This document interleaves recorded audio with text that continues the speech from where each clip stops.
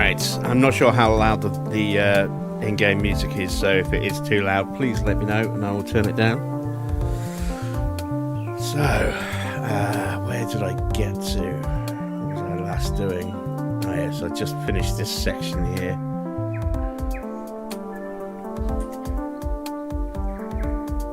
So this is a layout that was pre-built but only in sort of 2-track mainline, and I'm trying to convert it into 4-track. So I've got the 2 inner lines running at the moment.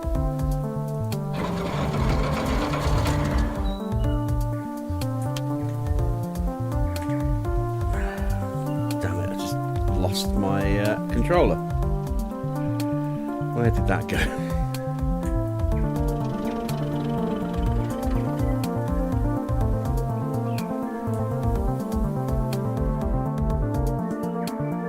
Go and grab another one. This game is Rolling Line. It's basically a train set on PC, and I think it's awesome.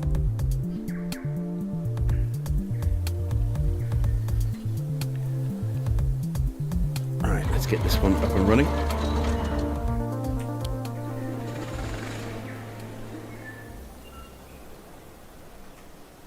So I've got the 2 inner lines running at the moment. Well, it's all one connected inner line, but I'm trying to build a complete outer line as well for freight.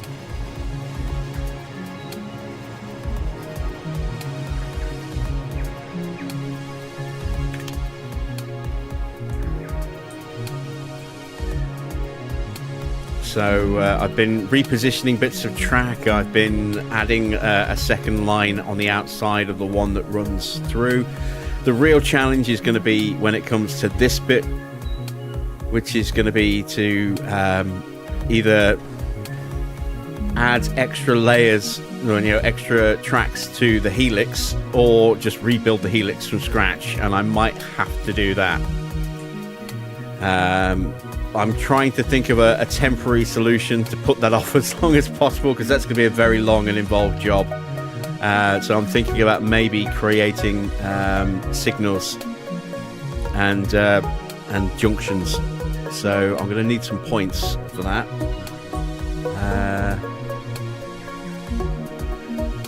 Let's come across over here, because I've got some I've just been working on. And let's grab one of those. Oh, hang on. I need to edit. Actually, let's put that away. I've got to edit all track.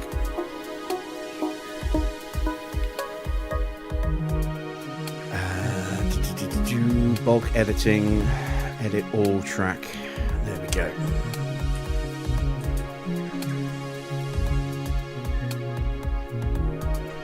So let me pick up that.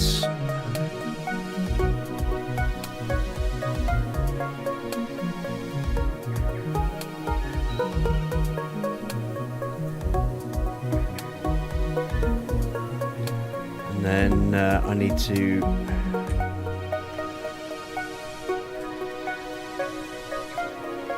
basically place it about there. So I'll take that piece. Just waiting to see if anything's about to go through the helix. Is that train derailed? I think it has.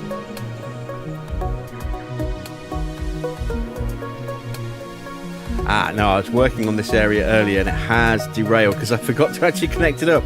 Ah, bugger. Alright, so let me slam the anchors on here. That's actually going the wrong direction anyway.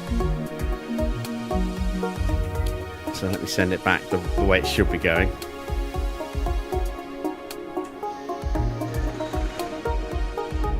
There we go. So, where... Oh, I see. I see. Yeah, it's because I never actually reconnected everything around here. So yeah, that line comes around here, and then now it's correct. Or is it? I'm lost. Why am I confused on this?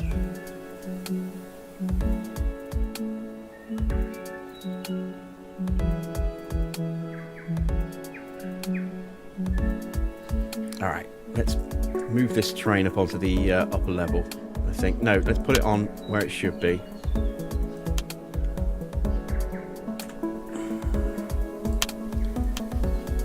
So it should be on this line. So what I've actually done is I've actually broken one of the actual lines that was complete.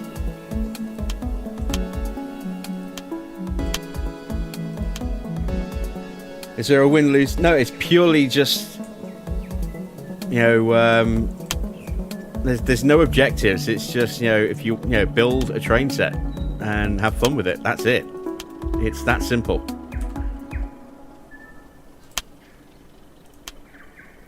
Everything here is a mod. This base layout that I've been converting is a modded layout. This train is a mod.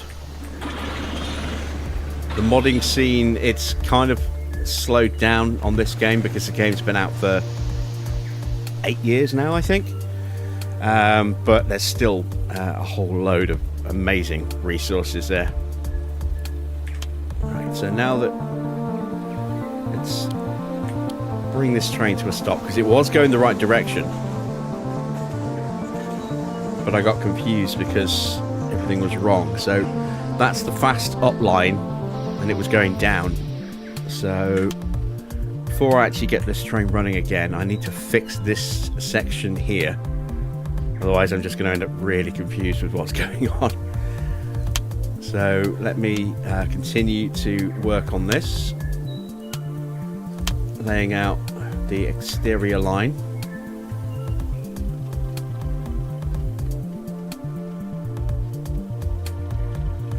So that's my outer line, and that needs... Ah, yes, now I know why I stopped over here.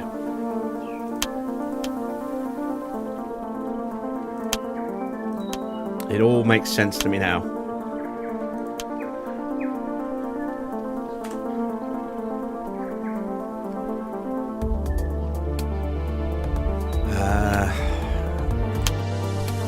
I might be a little lax looking at chat while I'm trying to think this through in the best way of how to actually do it.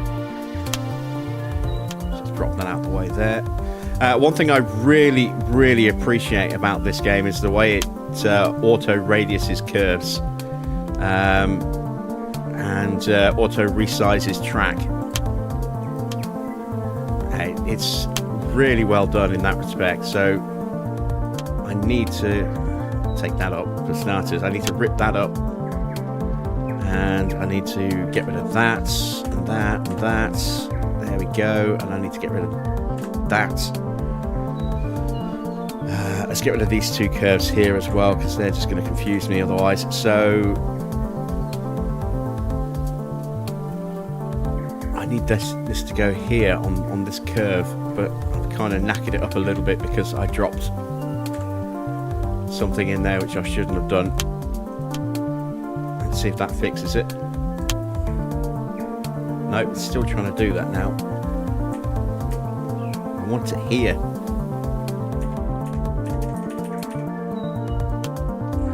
Alright, so let's take that up. Let's take that up. Let's take that up. That up.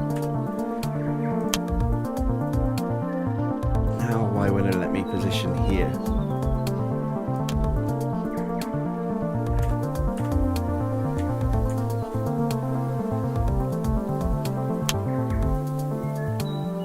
Going on with these corners? Why is it not letting me reposition them?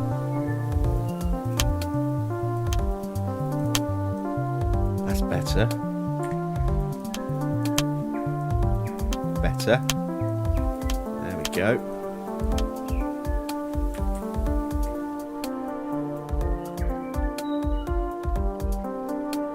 How you doing, Corey? Been a little while. Evening, Adrian. So, if I pick that up now and try and stick it here. I had it then. There we go. So that's what I want. But I don't actually, no, I don't. What I want is that here.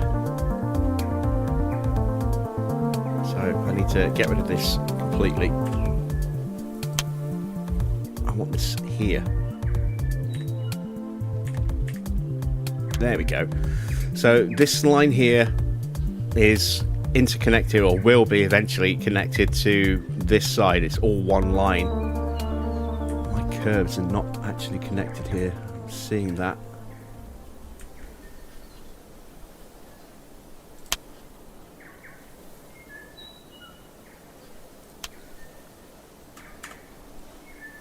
That's not good. That's a potential derailment.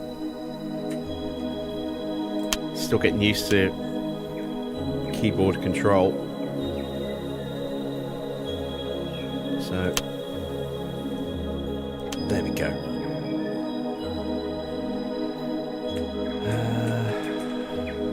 And then that needs to go there.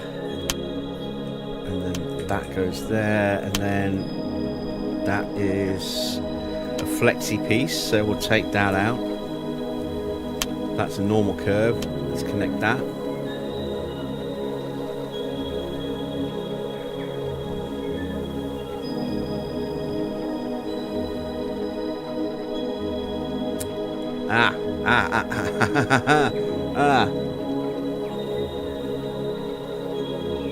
This needs to connect to there.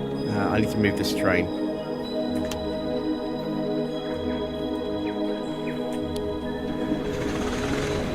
And that means I'm going to need to stop the other one. Oh, it is stopped. Good.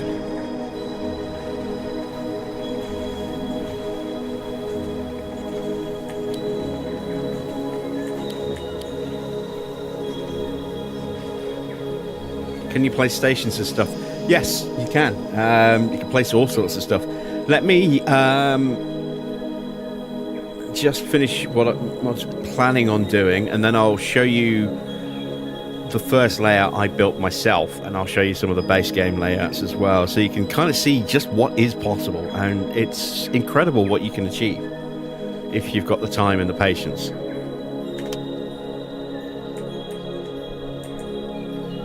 So I need to finish off this area here first of all.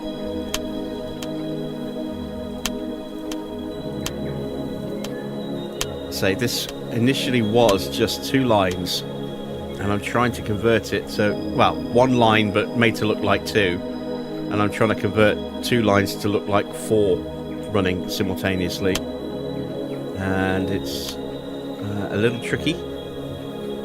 Trying to suss everything out, but I'm getting that.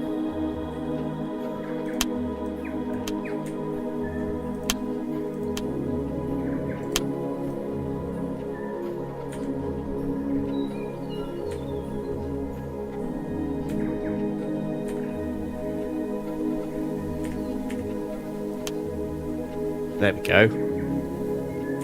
This is a little closer to the end than I would like.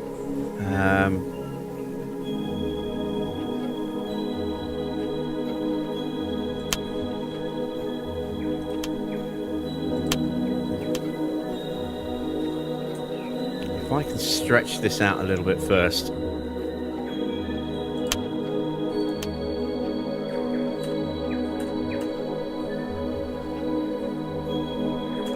That might be better. Give you a little bit more, damn it, a little bit more room on the inside.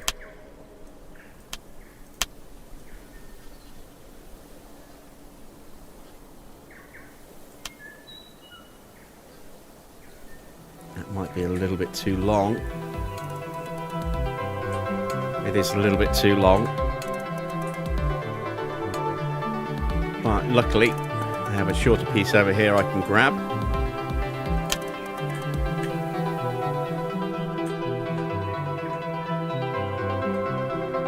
Perfect.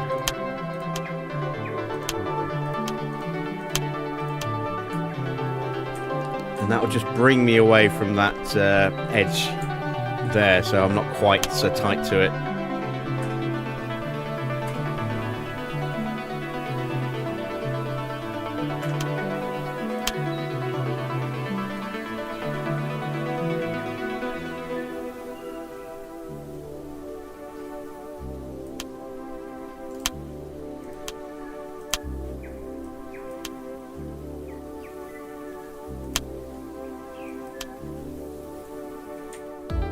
It'll also make it easier for me to connect up over here. This is the more important thing.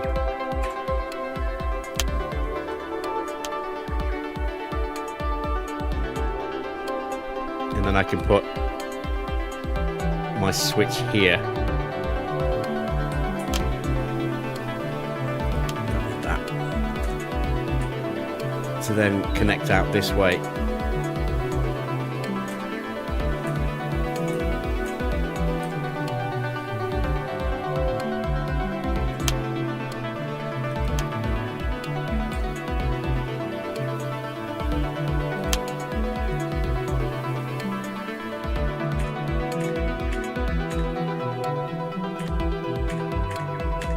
Rotate around.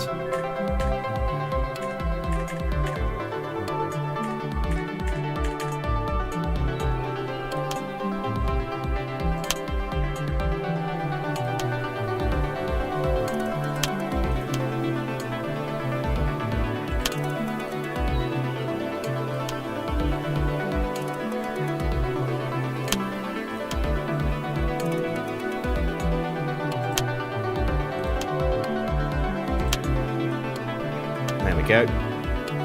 And then connect. Make sure that I haven't got misaligned lines. Lovely.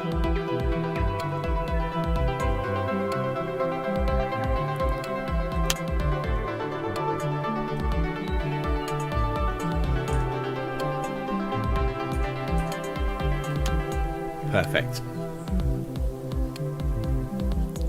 Actually, let's, before I go like that, let me put one of those in there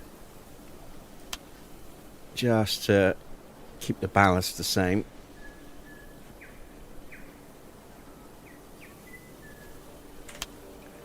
And then I can drop that piece in there.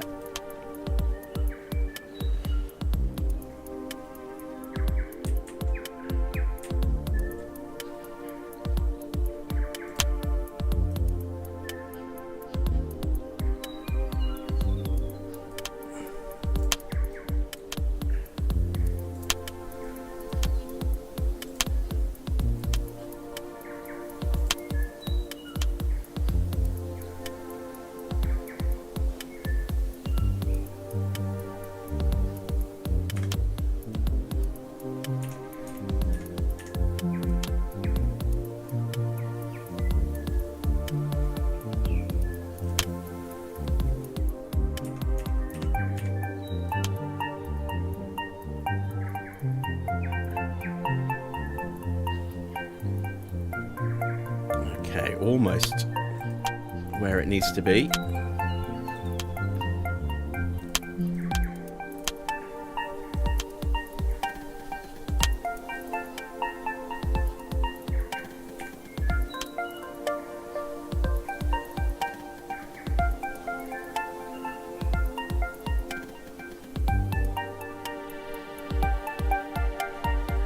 And then I need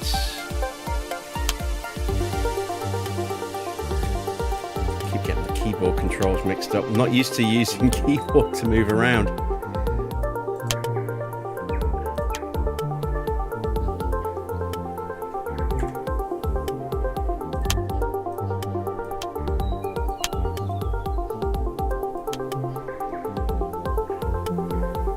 No, wait, that's the bottom line. Oh, damn it.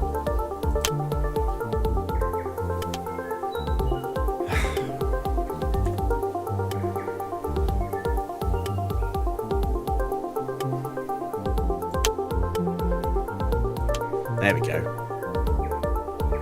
And then now I can get rid of that.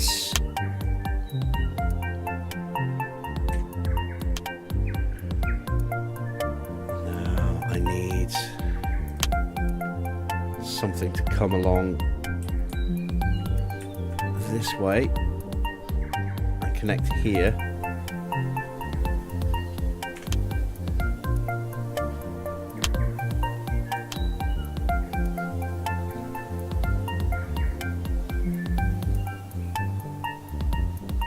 Because it's a little clunkier than I would like.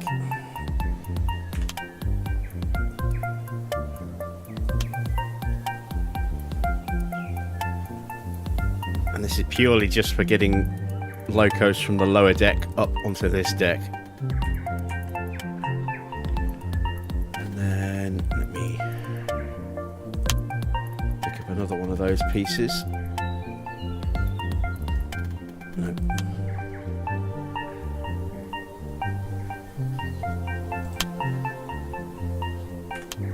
I need another signal, another turnout.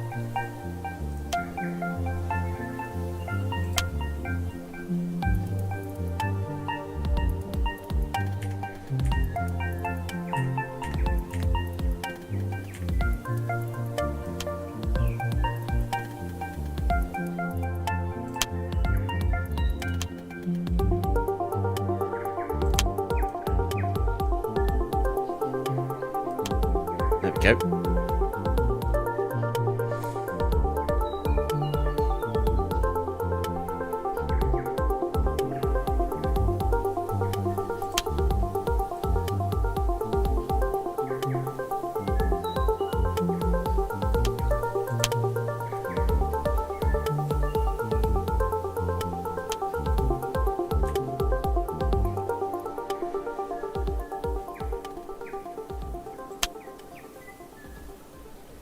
Huh.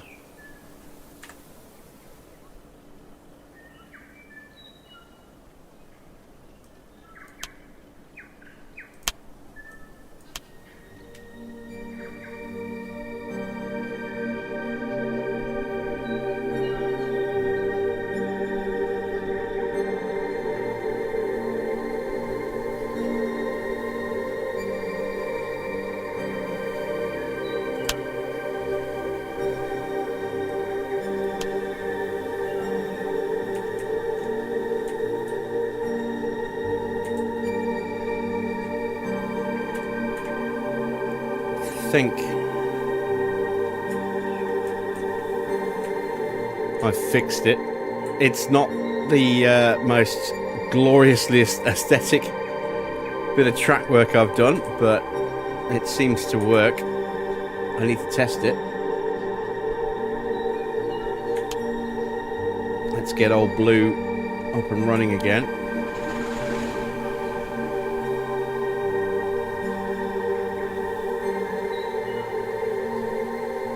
How loud is the music, by the way? Is it too loud? I can turn it down.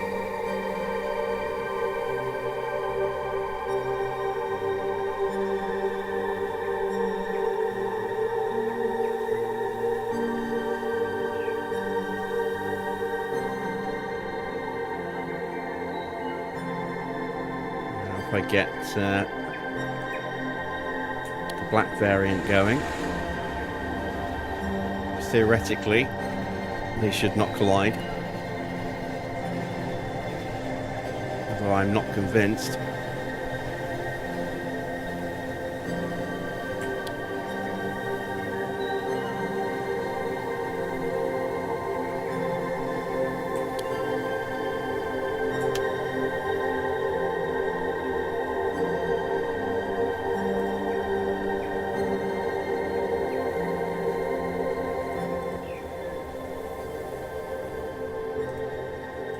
Okay, that should be a little bit better.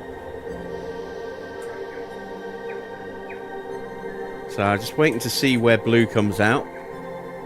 Should come out on this line here. This third rail.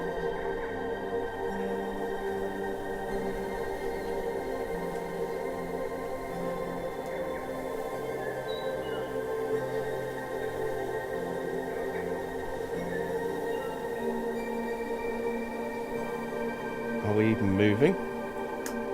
There we go. Perfect. So they are where they need to be. They're not going to collide with each other.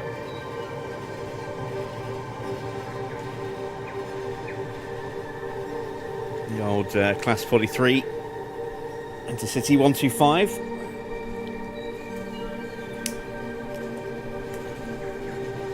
Going to sound like a complete nerd.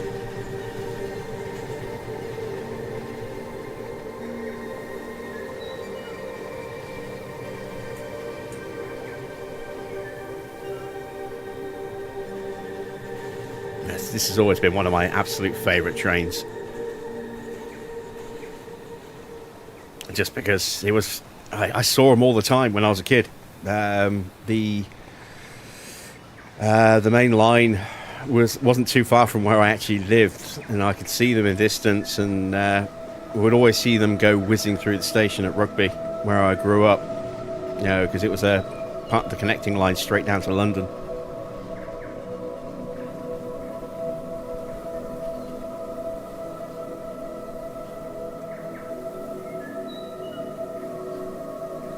So right now, the plan is that fast trains, like the intercities that are running at the moment, will run on the interior loop, because it is just one loop, and then goods trains will run on the outside line at a slower speed.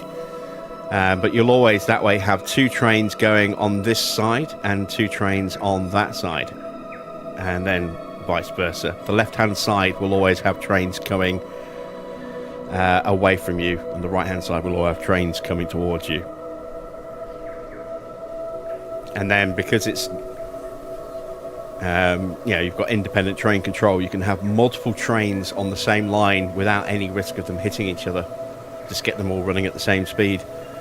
And then eventually, when scenery starts to go in and I start to tunnel off certain areas, so you only see certain bits, and some of all this extended fiddle yard area is boxed and hidden behind scenery, you'll just get a lovely mainline, dual track mainline, effectively, with a fast up and fast down line in the centre, and then slow up and slow down on the outsides.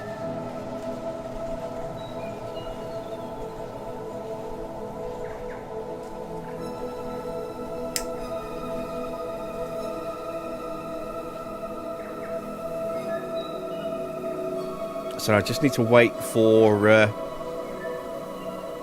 the black train to finish its loop around the lower level, and then come back around to get it to test out around this corner. It's gone around one side fine, no problem. I need to get it going in the other direction on the other line, and then we'll load up a different line, a different map. I'll show you the one that I spent most of yesterday building before I started converting this one.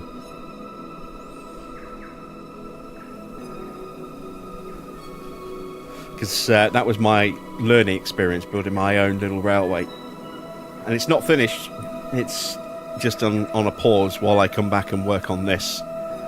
Eventually I want to learn how to do the baseboards the way this guy's done his, because what I'm using at the moment is not quite so pretty.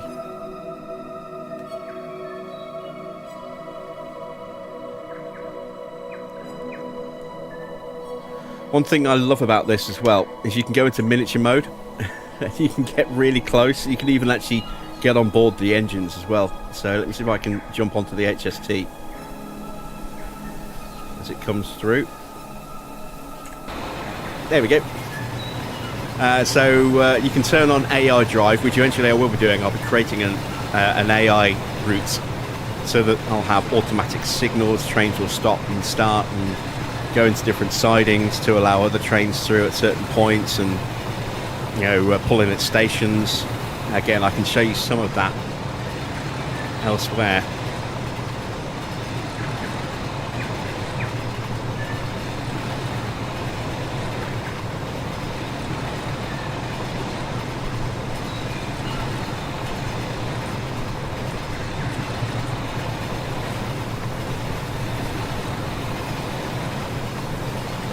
go up on the roof.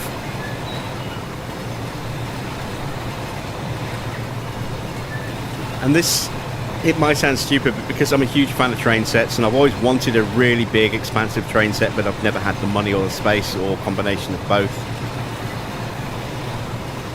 This is, it's like I'm like a huge kid being able to build the ultimate layout that I want and run the run the rail stock that I want to run with deliveries and stuff that I want to run if I can find the right mods. But this is the bit that's going to give me nightmares, trying to either rebuild this section or just with an extra line either side, or just scrap it and build a brand new one, but try and keep it inside this lovely enclosure that someone's put up around the outside of it. I know how to build them now. I spent a good chunk of yesterday trying to figure that out. It's a bit rattly around the edge, possibly going a little too fast. Could you make it become a roller coaster? No, not really. Trains don't work that way. You can ignore some of the steep gradients that would completely derail a train set in reality, but not, I think, to that extent.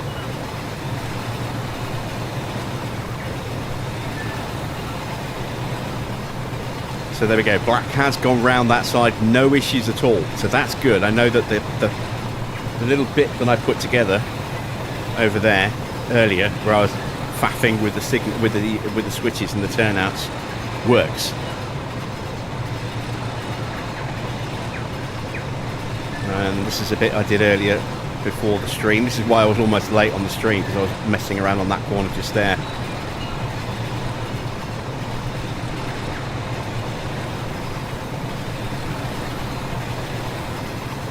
Let's jump off.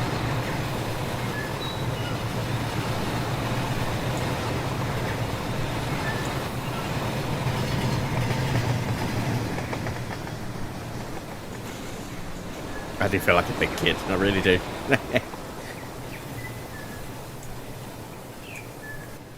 There we go. It's back to full size. So, yeah, that little change that I just made has fixed what I was working on, because I completely kind of got lost on what I was working on earlier. So I'm happy with that. Let me hit quick save. And let's load up. This is what it looked like originally.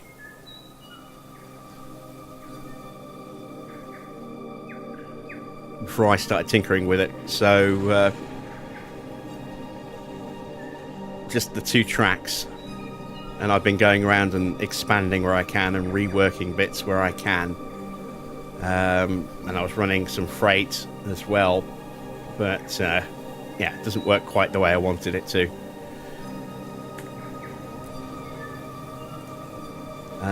This is a great one to show off what you can do with AI built into the layout, so that trains will stop and start at stations and stuff.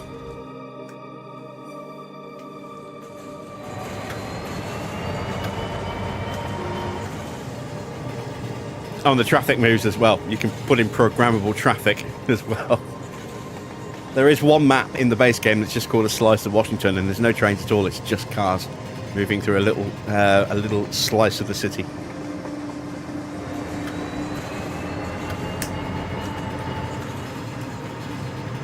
I'm not controlling anything on this layout. This is all automatic.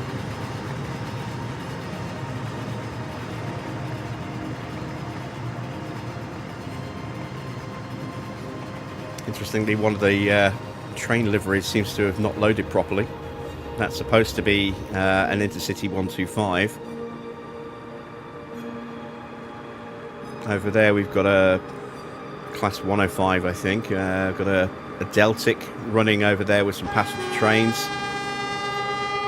Here's the 125 coming in, a Class 43.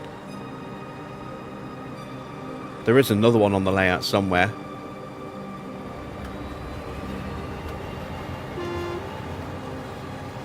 And they have sounds as well, as you can hear. You can hear the horns honking. They have lights as well. It really is. It's like a fully automatic DCC model railway, but because you're not limited by size, you can make it as big or as small as you want to. There are some absolutely brilliant layouts in terms of like the level of detail. See, we've got another 105 over there.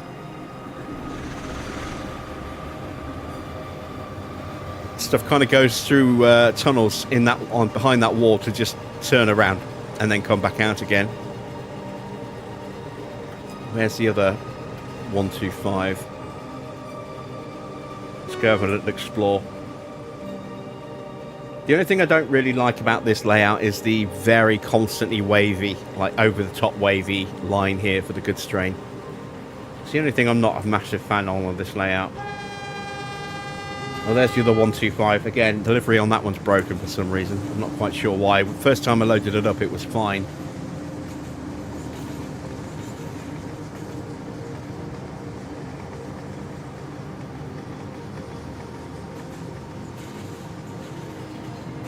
When did this game come out? I don't know. I think about 2017.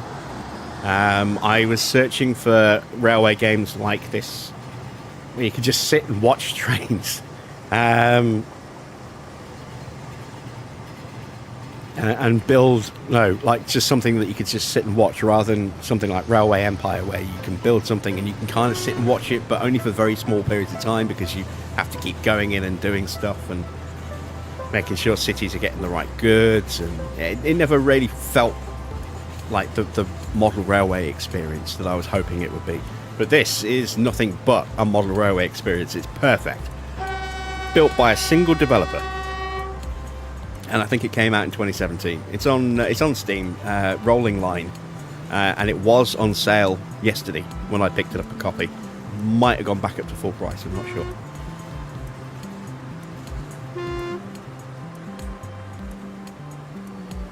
Again, there's that Deltic. There's a little station here, a little branch line station, so the train will pull in and stop.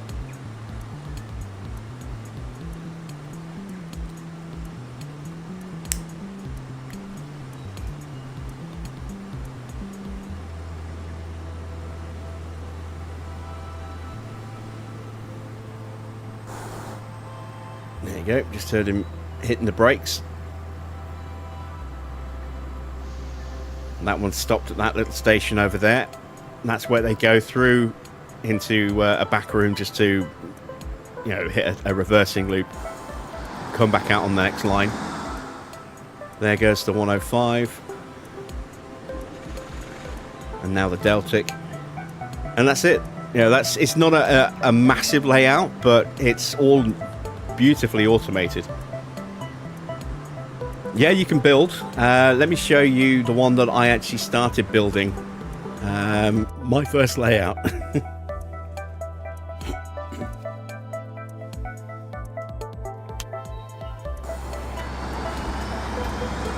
So that was my first Helix that I built.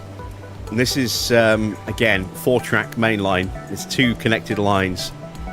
But this is a mixture of goods and high speed. So I've got high-speed stuff on the inside lines, and then I've got 2 smaller sort of shuttle trains on the outside, running with the freight trains on the outside. And I say, this is just... I built the little fiddle yard down here with some slidings for certain trains, and I built the Helix, came through to the upper level,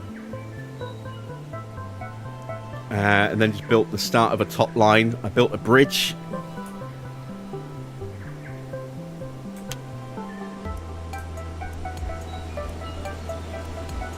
A double girder bridge. And then just put in a passing loop there and a passing loop there, just so I could sit and, watch the fruits of my labour, so to speak. This is by no means going to be finished like this. It was just a proof of concept for me.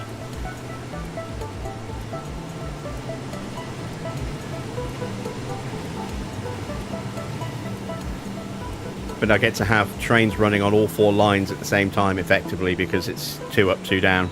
even if it's just 2 lines, but made to look like 4.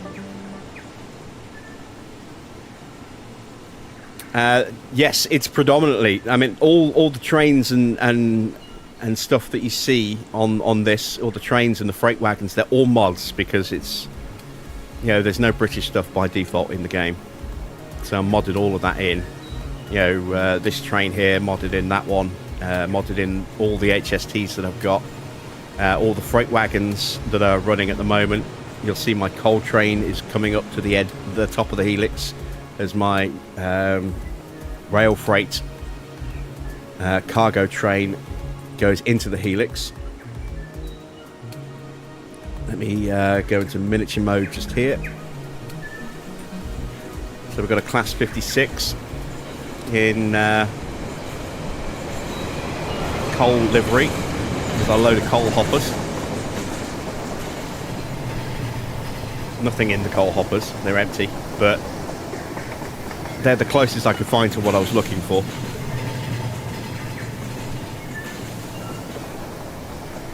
Someone has actually built the Eurotunnel, the Channel Tunnel. I haven't looked at it yet, but I'm guessing it's just one long tunnel with maybe a dog bone underneath. And there's the distribution livery Class 56 with a load of rail freight cargo wagons coming back down. So again, just a proof of concept, this layout. Nothing finished or finalised, but a 4-track helix, which took a little while to figure out how to actually do.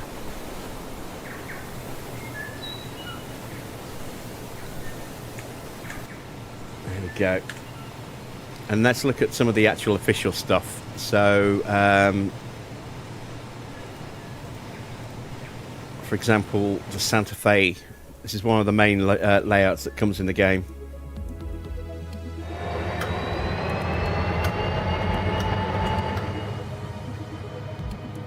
This is a nice little layout, this. Let's get this train up and running.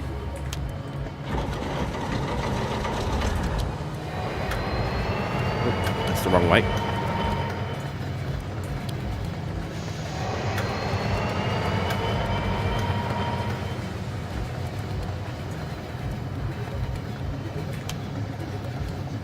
And let's go for a ride.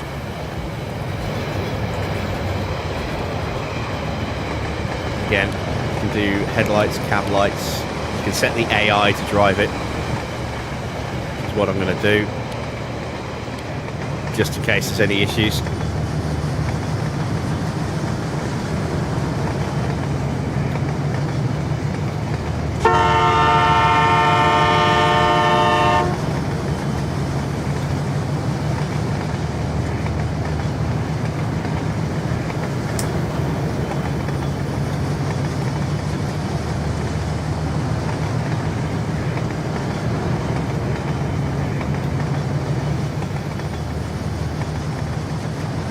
You actually get switch control inside here as well, which is really cool. I've never noticed that before.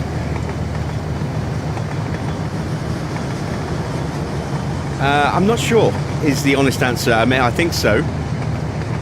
I'm just getting used to building at the moment. I haven't even tried looking at programming in, you know, AI functions yet.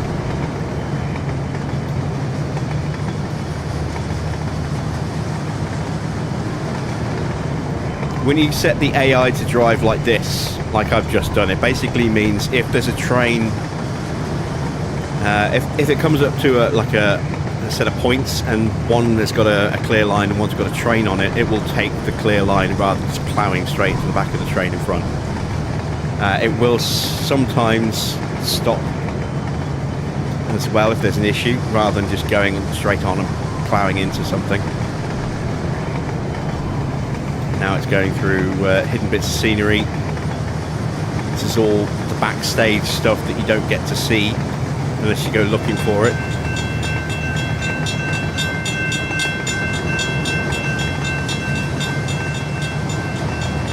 And then this is back where we started, I think.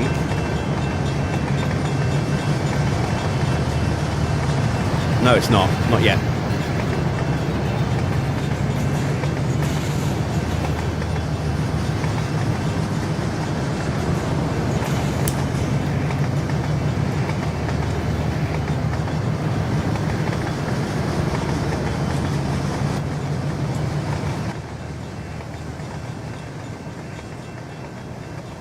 That's where we started, just over there.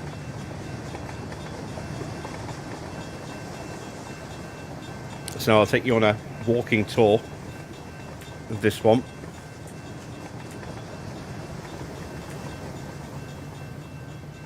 Get switch controls here for the siding if you wanted to. A little bit of information about the stuff. You will see this on most people's layouts when they build layouts like this. Got a nice little map of the layout over there as well.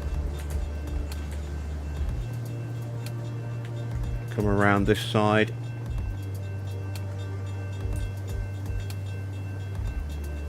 And then we'll come out on this higher level up here. The other side of that map board is where we were a moment ago.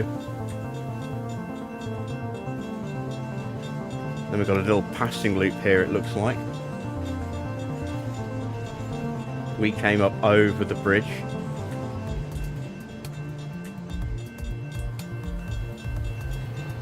There's that one coming through. That low level then feeds around here, comes out around here, and looks like it's going to rejoin inside that area there. There's a staging area here, so we could run the big boy if we wanted to.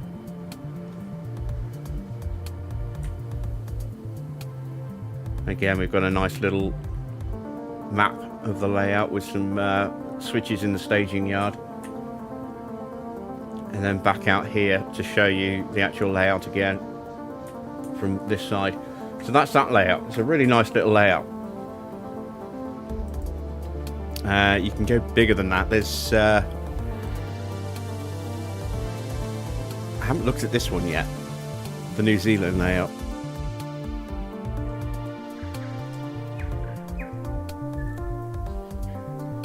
So this looks like it's an end-to-end, maybe. Let's see. Does it go through the wall? It might go through the wall. Oh, it does. So it comes through and back through here, through a hidden area. So this is like all the stuff you wouldn't normally see to the fiddle yard over here. Okay, that's kind of cool. And then from there, you've got a line that comes in here, back to there, or it can carry on back out that way. Let's go and have a look at that side of the layout. Yeah, it looks like it's an end-to-end, but with maybe a single line that will run.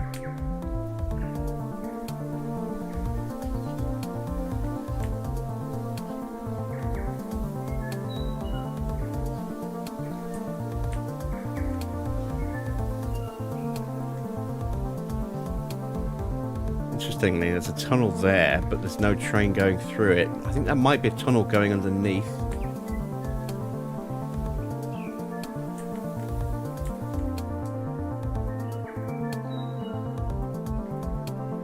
And this is all something that, is completely buildable using base game stuff. Then you can start adding mods in on top of that. Let's have a look at this one. This one I do quite like, although it has been quite confusing trying to get multiple trains running on this one.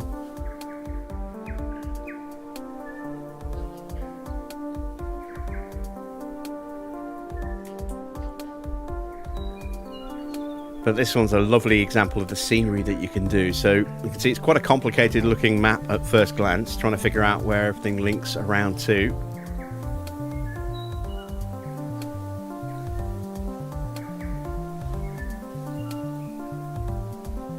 You think for a good chunk of it you can actually run double track, but if you run the double track around this way, it's all fine through here, and then you get to this point and this is where it splits off. This is where it gets a bit more complicated as you get to the funicular incline over here. And it's from here, this train would then come around this way and in theory should come around that way. But I don't know where all the switches are set to actually make things go the way they're supposed to. But I mean, the scenery on this layout is incredible.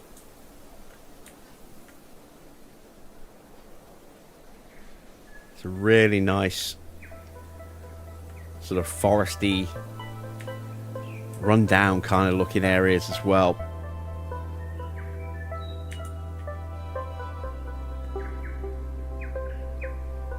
And someone's put overhead wires on this one as well. Catenary wires for pantographs. This is where it starts to get a little confusing, trying to figure out where everything goes. Got some old, rusted down, broken down areas as well. Bits of bogies and rusted out wagons. And then we've got a little hidden staging area around the back there, which feeds around to this very small little staging area here. And again, I haven't really played about with this one too much because I need to go and manually check every single set of points. Let's see what else there is I could show you. That's just a little shelf layout. Tibet's kind of cool. It's a very small layout. No, that's not the one I'm thinking of. This one. This one's kind of a cool layout, but most of the layout's just here, and then you've got this giant bit of scenery over here for a volcano / mountain. This is the big centerpiece layout, though.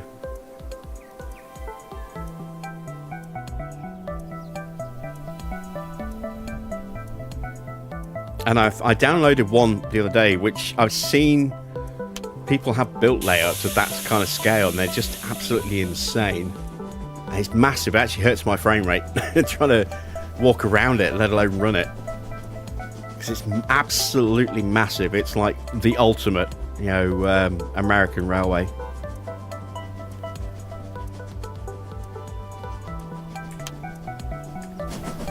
Let's see if we can hop on.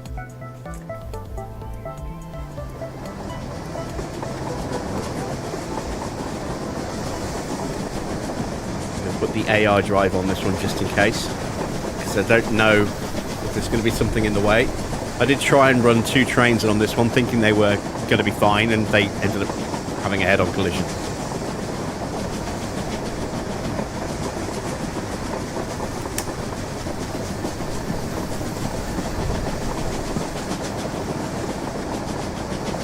But again, this is all stuff that you can build using what's in the base game.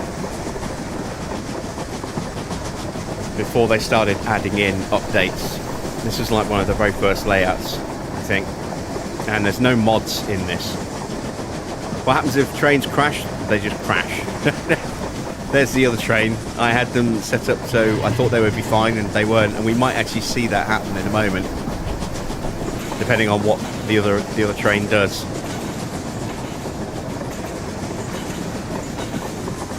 But I mean, look at this. It's gorgeous.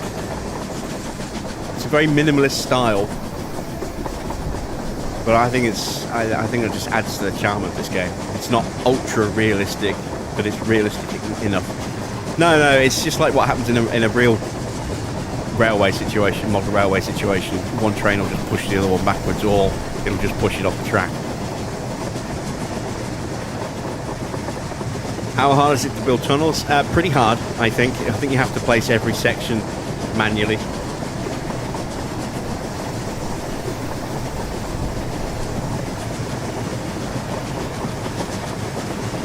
This layout is absolutely beautiful.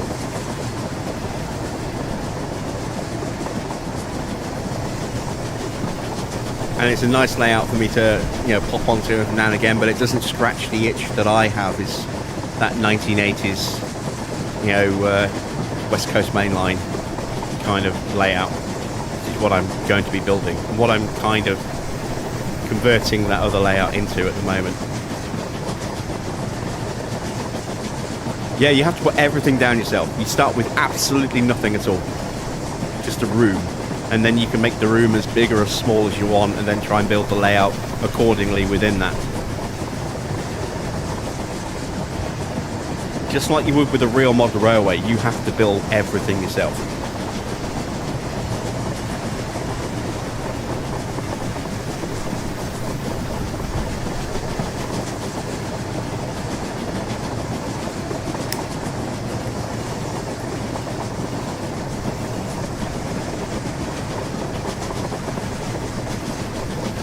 but I know I'll never ever be, unless I were to, you know, suddenly get gifted a few $1 million, a few £1 million. I would never be in a position to build the model railway that I would always want to build. So it would always be a compromise, and I would never be truly happy with it. This, I can do whatever I want with this, within the limitations of the game itself. Let's see if I can find that other train again on this lovely upper level here. See the lower level down there.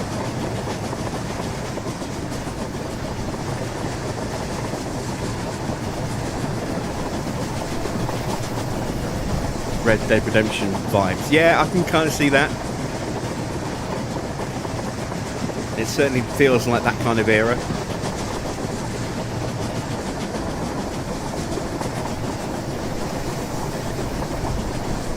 But this is just a logging layout. There's no passenger services on this at all.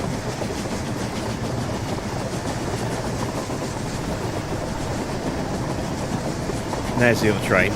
Let's oops. Let's jump onto that one because we've not ridden on that one yet.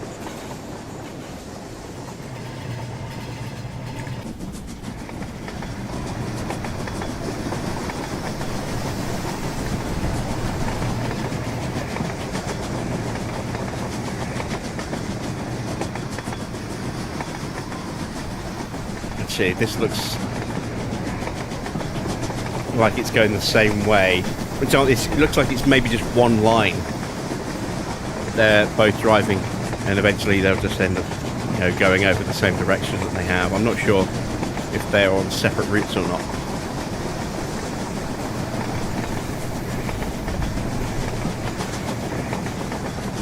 They might be on separate routes.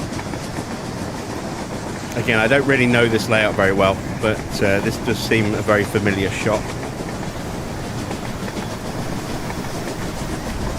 Alright. What else have I downloaded I can show you? This is it. This is the... is it this one? Or is it the other one?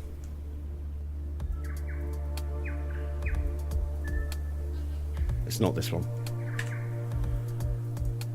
It's this one. Continental United States version 2. This thing is insane. This is one of those layouts that you occasionally see on YouTube, or occasionally will make the local news. It's, you know, someone's got, you know, hundreds of thousands of dollars worth of model railway stuff in their basement, and it's the entire basement is like the entire lower floor of the house, and it's just one of those monster layouts that, yeah, this thing. My frame rate suffers just moving around in here. I don't even know if there's any actual rolling stock on this.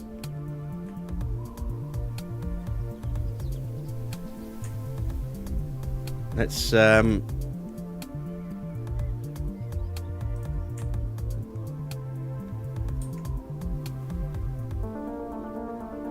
have a look, see if we can see a train that we can get started, or if not, we'll dump one on and go for a drive, so to speak.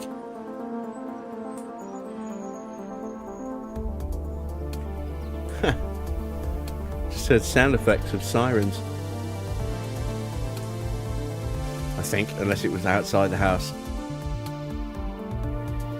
We can just see the scope and scale of this thing. This is... someone has built this themselves from scratch. This is a mod that I downloaded from the workshop. God knows how long it took to do this. But it is just absolutely vast in its scope and scale. I say every now and again you'll see a layout like this on YouTube and just look at it and go, how much did that cost? You know, hundreds of thousands I think becomes the cost, but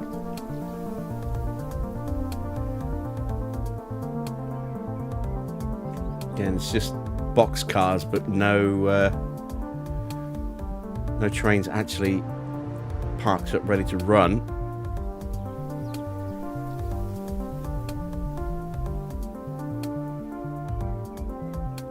We're not done at all yet. There's still more of this layout there anything through here, or is that just a siding for display? Yeah, it's just a siding for display. I figured that was the case. That's a little trick a lot of model railroaders use, is just to have a siding to nothing, but makes it look like it's going off to connect to another line somewhere.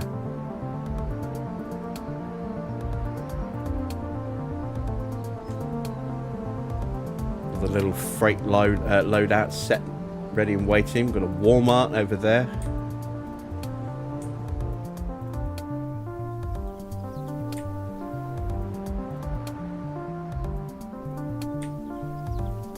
This is very much a single track layout.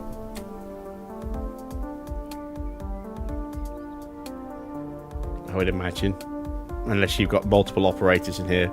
This is very much, I think, one of those layouts that to have the best experience on, you would need multiple operators on it.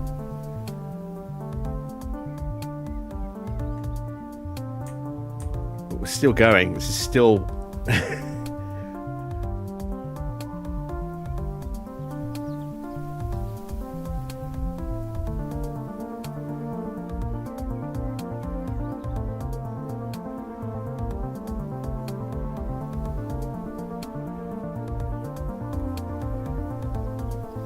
I mean, look at it. It's just an absolute beast of a layout. It even actually goes across the road. That's nice. That's a nice little touch. Again, just single track all the way through here.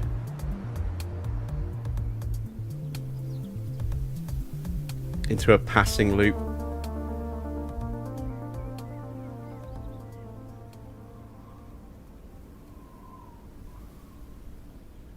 And then down here into Natalie's Run.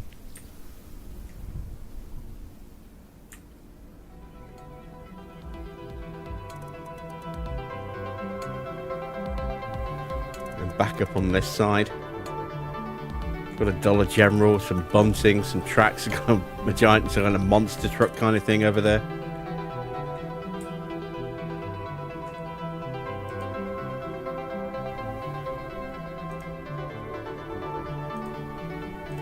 Let's get a train out, shall we?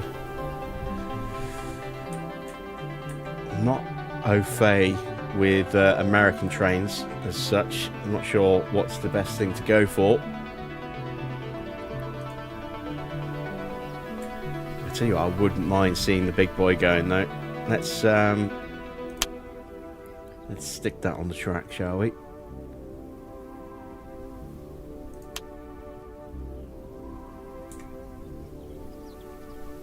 We need the tender. And that's the wrong way around. There we go.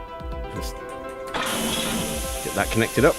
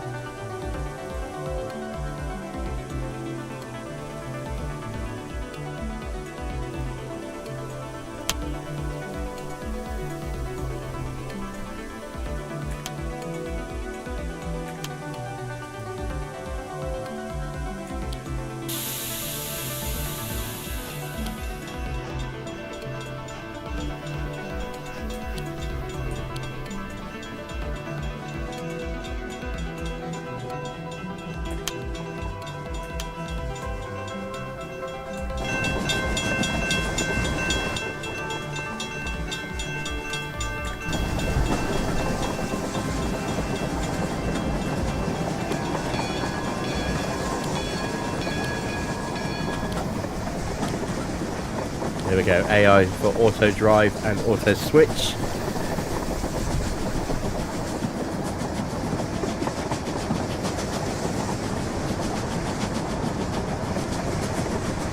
What game is this? This is Rolling Line. This is the build your own model railway game.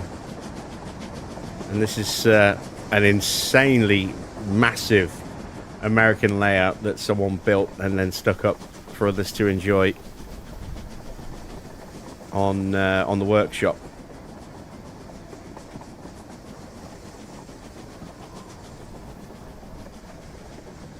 Train is slowing down. Is that because of a signal? Or is that just programmed AI. Oh, the smoke coming out on the side with the brakes. I haven't played around with steam engines yet. Not properly. Is he going to get going again? Or is he waiting for a switch to be flipped somewhere?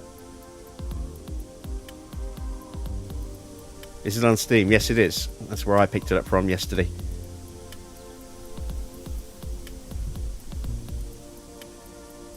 Yeah, I don't think he's going to get going again. All right. Let's see, what else did I download?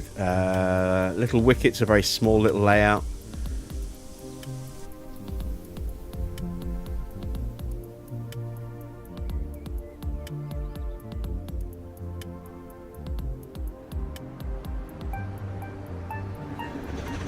And again, the HST, again, broken for some reason. Yeah, baseline mod not found.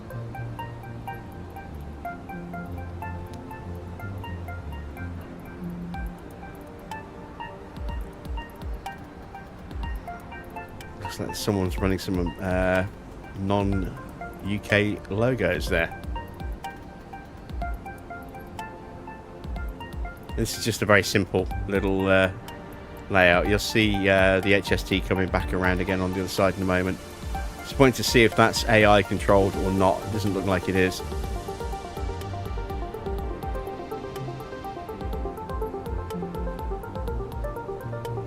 And this is just a basic sort of oval layout with some scenery. But again, it's not a massive layout, it's a small one, so you don't have to go big. You know, you can go as big or as small as you like.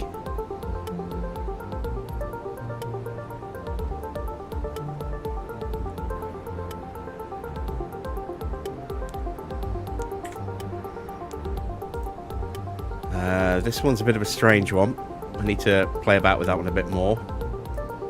Let's go back to the official maps. I want to show you...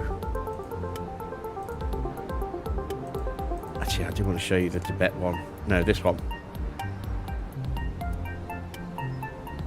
In New Zealand. Because I think this one has moving traffic on it, if memory serves.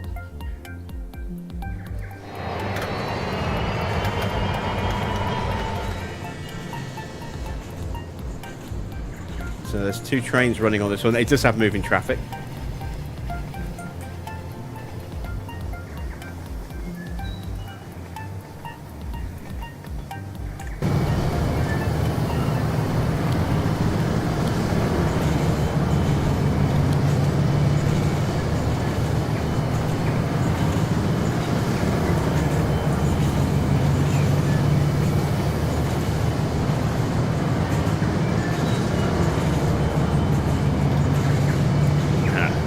A pantograph on this one, not on this engine, no. But this is a track where there's only one route, one line through a good chunk of it, so you have to have trains waiting for each other at signals, or else they will collide. So we should see a train waiting for us at a set of points at some point a little bit further round, I hope.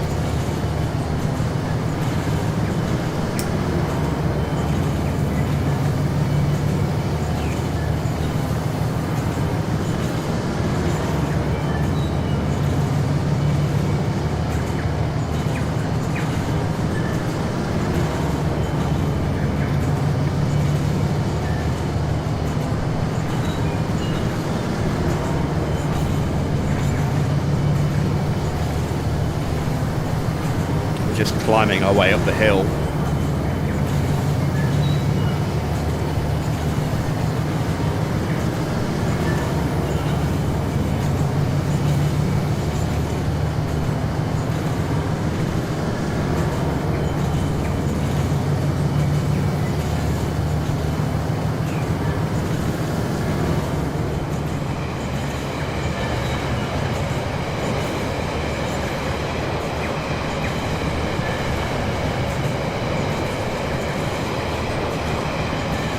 Okay, we've got a truck going through above us. There's the other train waiting for us at the signals. Automatic horn, that's not me. Switching onto the passing line. You'll hear that will fire up in a minute when the signals go green.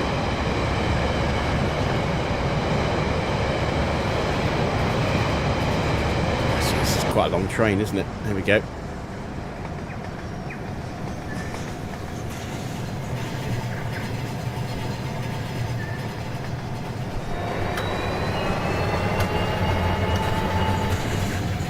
There we go. Off it goes.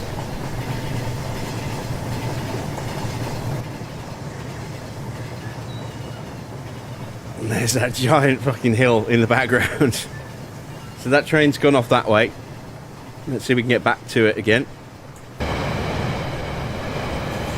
Oh.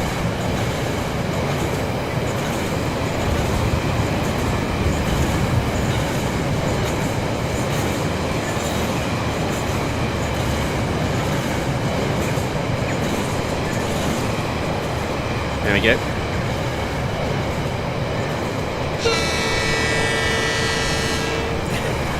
Giant kid. And this is where it goes into hidden scenery. So this is hidden under the layout. Let's go big so you can see where it is. There you go. It comes out that little side hole there. Across a little removable bridge to come onto this staging area over here.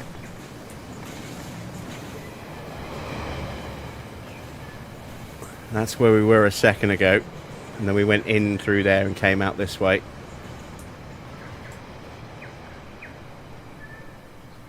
So we've got there we go. There's a set of trains in there, and you can even repaint them if you wanted to as well in different colours. So you can do so much with this, you know, you really can. And then again, it goes into some hidden stuff around the back.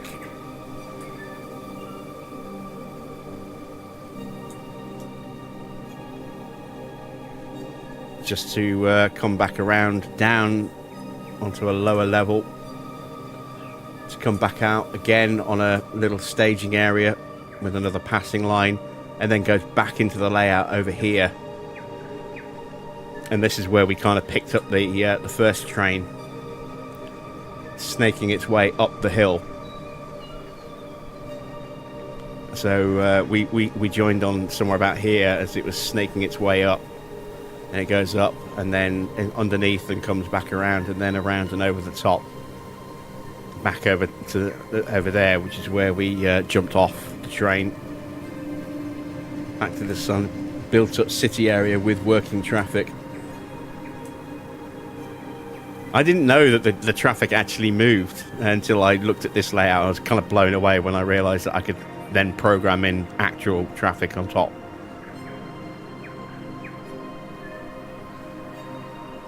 And you just lose complete track of time while you're doing this. Let's see, what time is it now? We've been going for over an hour.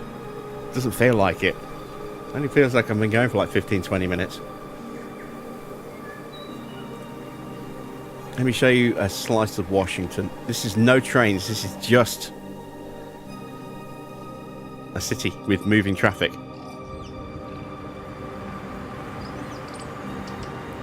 This is it. This is the entire layout. Just watching the traffic go through.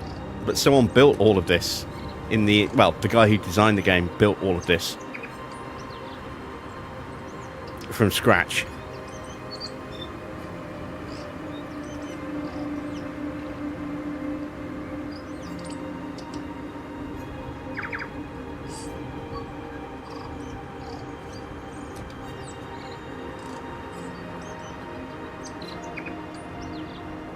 It's even got buses that actually pull over at bus stops, look.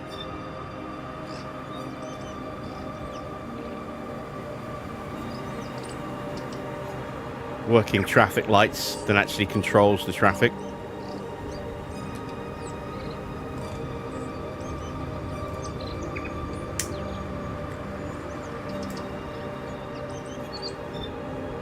I think. I'm not sure about the traffic lights.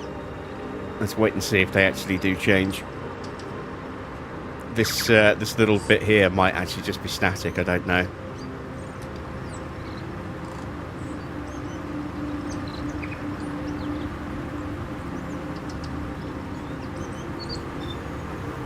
So you could build an entire cityscape that lives and breathes around your model railway in this game.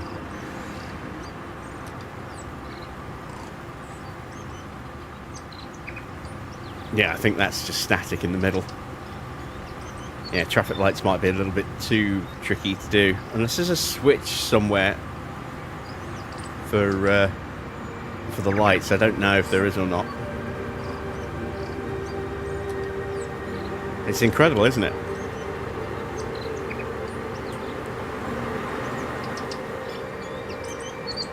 Absolutely incredible.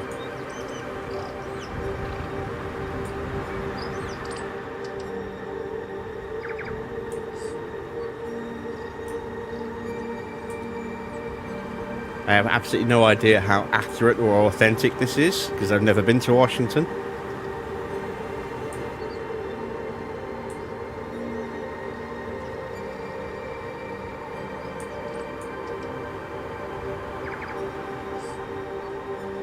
But very, very impressive. So let me show you what would happen when you decide you want to make your own layout.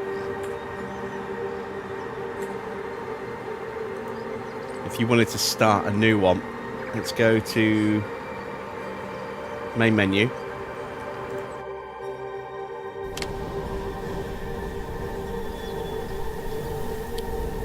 And we want to go new game. Oh, there are custom maps as well, little mini maps. I want to show you the Christmas layout. It's tiny, but it's also really cool. And I can add this train onto one of my layouts if I wanted to. This is it. This is the entire layout. You'll see what I mean in a minute. But apparently one of the things you can do as well is you can actually have snow on the lines that the snowplow can push off, from what I was seeing. Haven't even thought about trying to do that, but that's it. That's the Christmas layout. That tunnel to that tunnel. So if we were to go to human size, there you go. That's it. That's the entire layout. But it's that lovely little Christmas scene there. And again, it's how big or how small you want to go. It's entirely up to you. I just love the lights that change. You see the bells ringing on the side of the train and the trailers. Like proper Christmas decorations.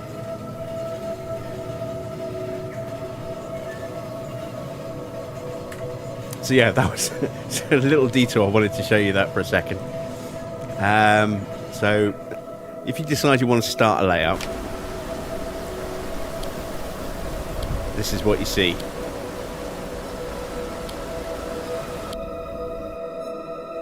Welcome to your train room.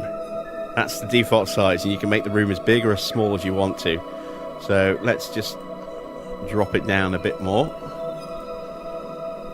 Suddenly feeling a little claustrophobic in here. You can have this default sky as your wall, or you can turn that off. You've got airplanes that fly around in here somewhere as well. I think they're a bit further away because I just changed the room size. Let's turn those off. Turn them back on again. Yeah, they're out of sight. So let's put that back up to where it was.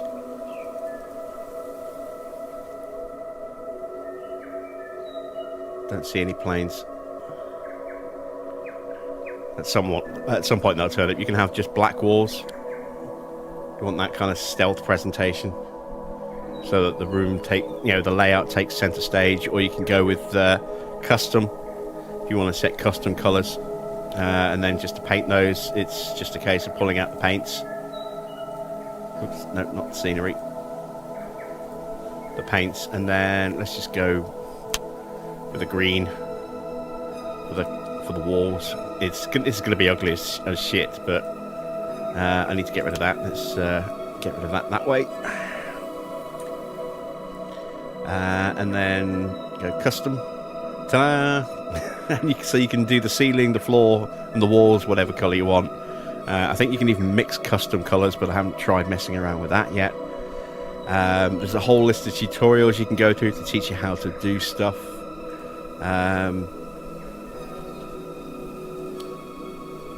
So basic movement, how to drive trains, how to interact with them, how to edit existing maps using the drawers, placing props, painting colours, tables and terrain, how to place track, different styles of track, how to add a tunnel, which I need to watch at some point, snow plows, that's a new feature, overhead wires as well, and then say there's all sorts of mods you can use as well. So let me just switch my input a second.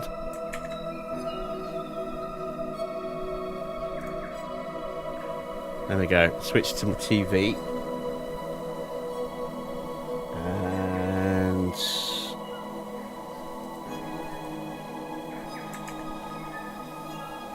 let's go. Just the settings. Why do I not see? There we go. So let me open up Steam.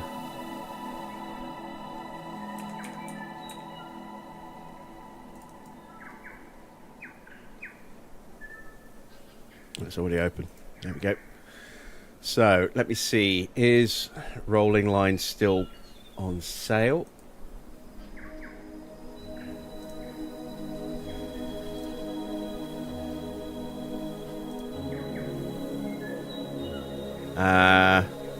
Doesn't tell me because I've already owned it.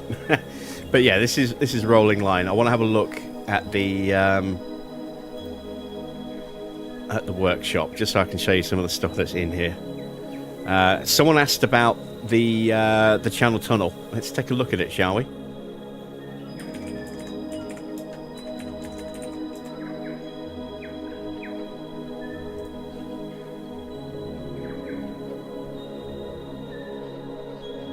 It's always just epic. Let's have a look how epic this thing really is. It must have gone off sale this morning. Then it was. Let's say it was on sale last week. Last weekend. Well, this weekend just gone. I picked up a copy Saturday evening, Sunday morning. But I mean, it's still not like a hugely priced game. It's still for the amount of time you'll get out of it. It's an absolute bargain. It really is. Right, so I need to close the game down.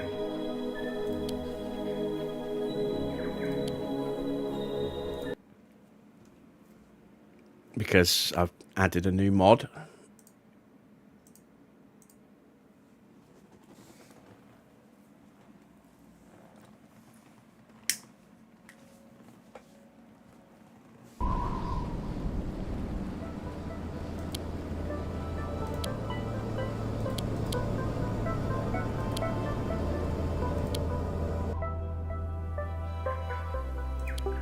Let's take a look at the Channel Tunnel.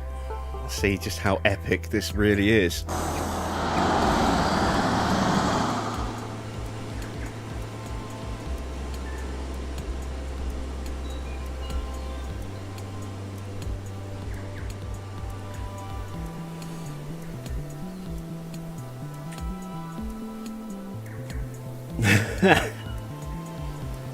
It's certainly not what I was expecting. I was half expecting to see just this insanely long tunnel from like one end of an extremely long room all the way to the other and nothing else. But this is actually kind of cool what someone's done.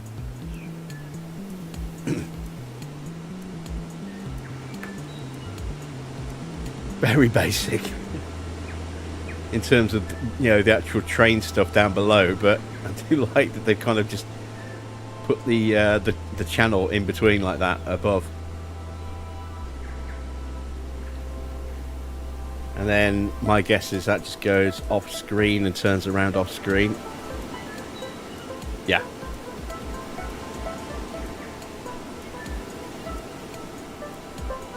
I'm not quite sure why it's done the passing loop like that, unless someone wants to run more trains and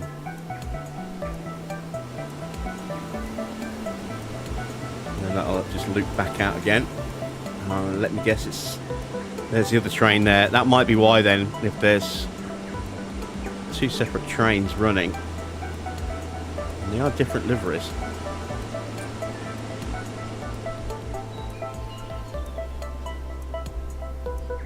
Yeah, same again on that side. And you've got a test track over here as well, look.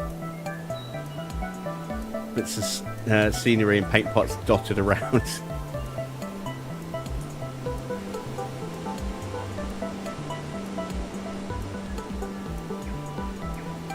I do wonder if they're running at different speeds. I don't know. But let's go back and look at some other mods. Optimum Pride, what the hell? Is it just the truck? Yeah, just the truck and Bumblebee. But I'm guessing you could then have them as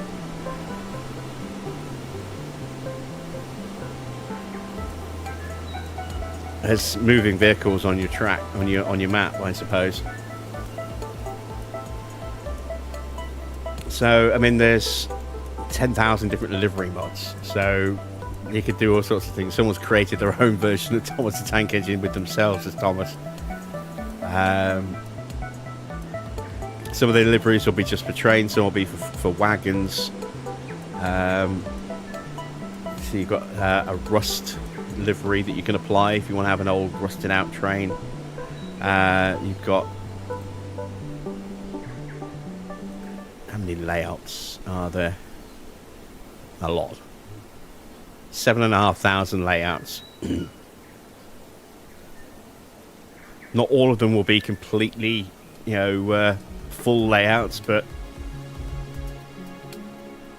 there's a YouTube series showing that one being built.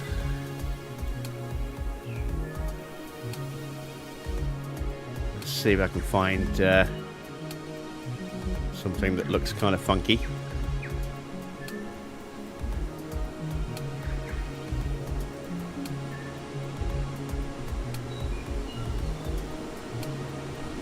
Let's go all the way to the final page and go backwards because I haven't been this far in.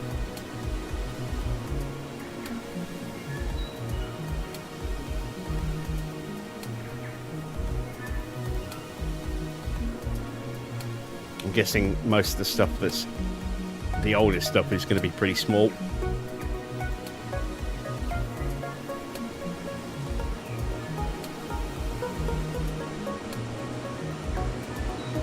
I am kind of curious as to what people have got up to. Let's change that. I'm trying to edit that link.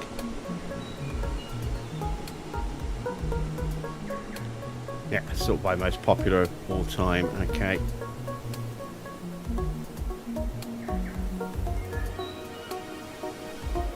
Wow, looks like there's quite a lot of trains running on this one.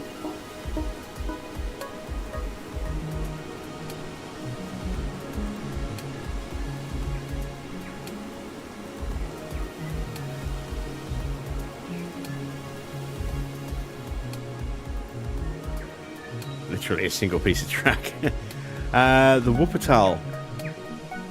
I actually saw something about this on YouTube a few days ago.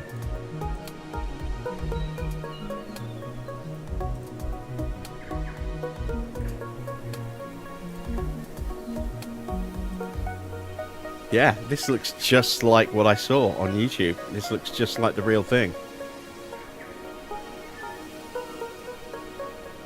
There it is. It looks like there's a load of history about it as well on the walls.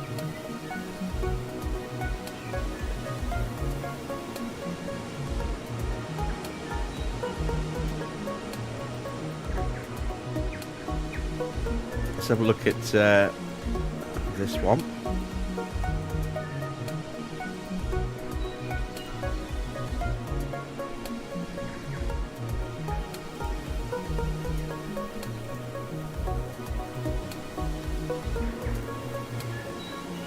Some nice shots of that.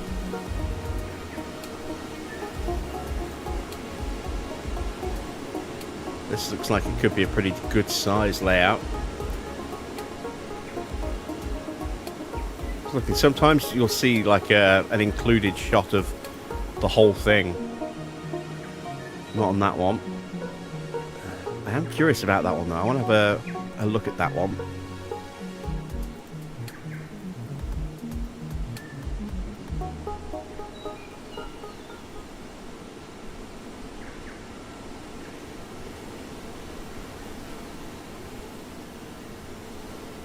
Back to the Future 3 remastered. It's just a train pushing a car that is very much not a DeLorean. But if you kind of squint, you could maybe think... That's kind of cool. Clever little idea. What else do we have?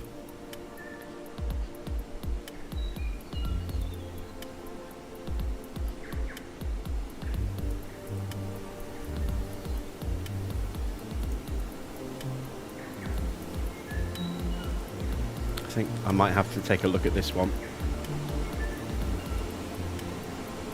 I'm also going to need that.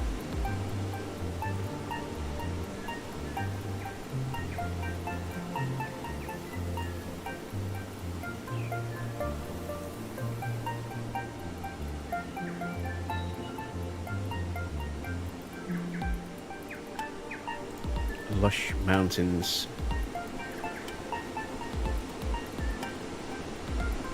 Well, this one looks like it's going to be worth a download as well. Alright, so there we go. Let's reboot. Load those up.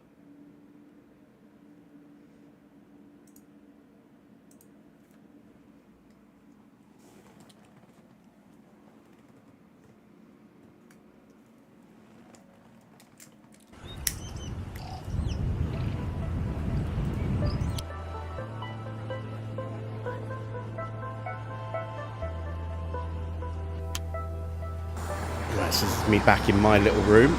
Okay, so downloaded maps. So Panorama, Sierra Railroad. This is the one that we just added. I like having a look at some of these just so I can see ideas for inspiration as well. There's a caboose that apparently is not registering. Some of the mods will be broken as well. I say this game has been out for a long time now, and something's not quite right with that that junction there. Oh, we do have a train moving. Excellent. Let's jump on.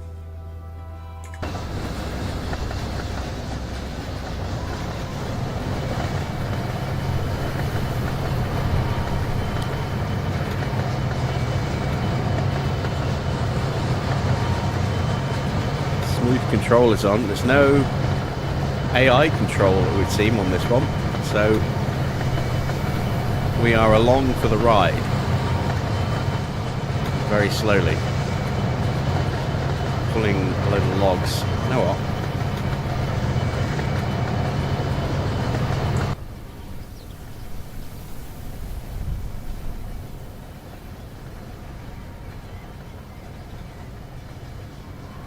I am curious as to why this train's going so slow, and if it's the only one that's running on the layout. I kind of want to speed it up.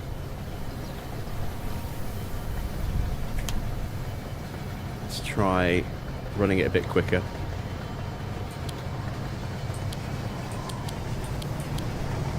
Let's get up to 25. Nice little custom livery.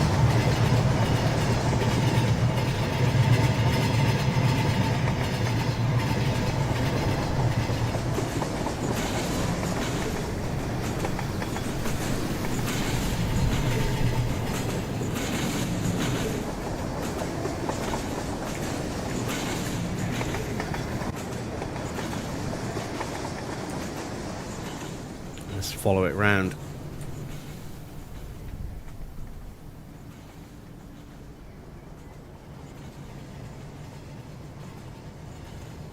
Again, you have to admire the patience involved in building something this big.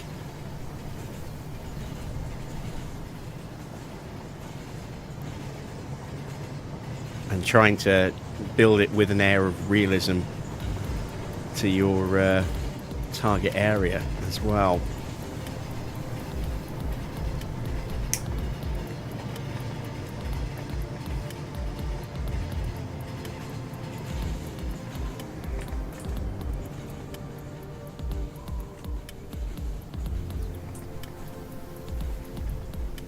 So while that's running around, let's see if we can see if there's another one running somewhere. Oh no, wait, we're back here at the wonky thing. So that is the only train running.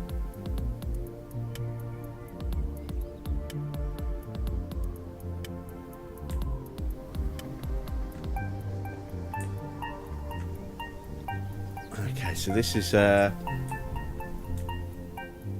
ending point. And then it'll go that way through. So this is why it's only one train, because it goes into single track here. I mean, you could do...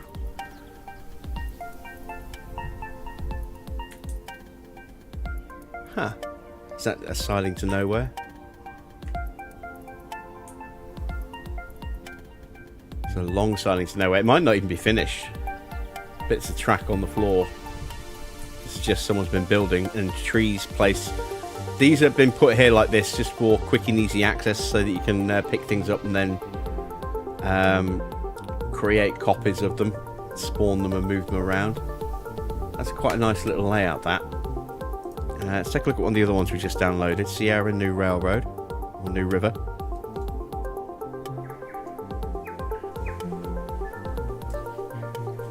I mean, the key is not setting, not expecting to set yourself an unattainable target. Setting a target like, tonight I'm going to do this, the next day I'm going to do that. Just do it in chunks. Don't expect to get the whole thing done in one go, because you'll lose your mind.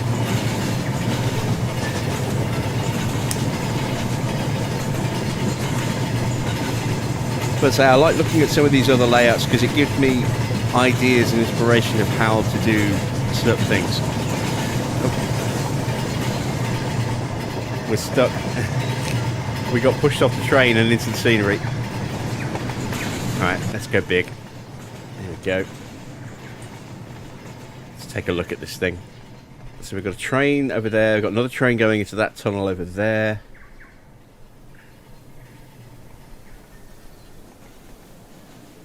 Again, this is a really nice layout. It's not over the top. I haven't crammed in way too much detail into too small an area, kind of thing. Oh my god, Woolworths.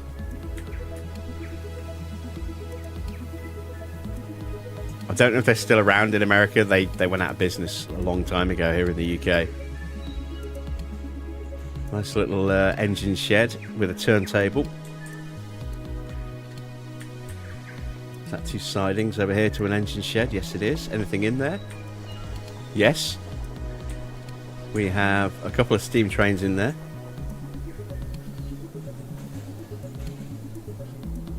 I can hear stuff. Is there something around the back? Yes. We got tracks around the back. That's a long coal train. Or is that an oil tanker? I think they're mineral hoppers.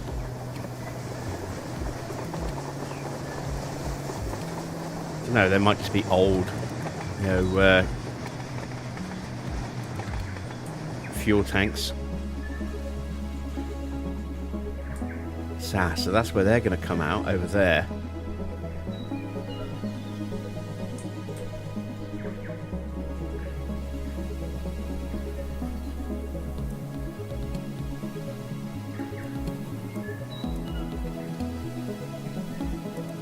Something's coming out the tunnel, I think. Or it's just gone into the tunnel. One of the two. Yep, there we go.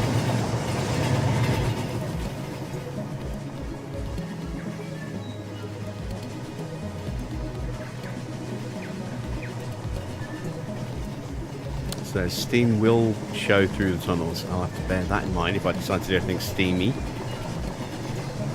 I do love how you can change the sleeper style as well to have like wonky sleepers or, you know, normal. You can change the base colours so you can have different shades of ballast and different shades of sleepers, different colours of rails if you wanted to. So you can have really old rusted rails. Yeah, that's the train that we're on. It was just on a little small loop and we got punched off there. Got another train running the upper level up here. There's that really big long freight train there. Yeah, nice little layout. I like this. Panorama.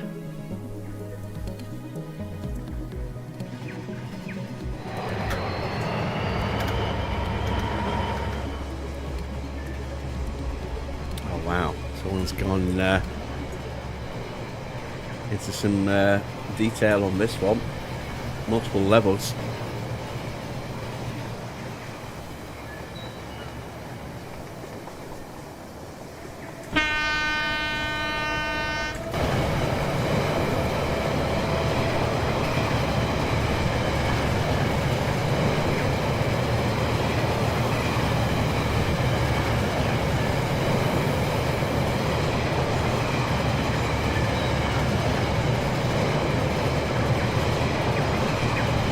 Took me the longest time to figure out how to actually change the elevation of track. Once I got that figured out, the helix came together really quickly on my first layout. But yeah, just trying to figure that out initially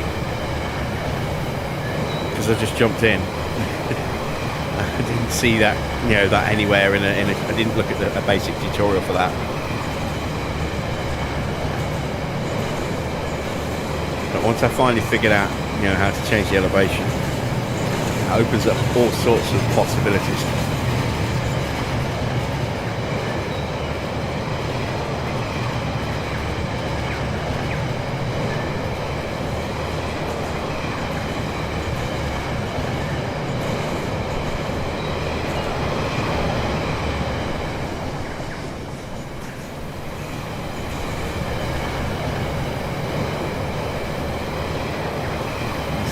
Odd placement of a clock tower there.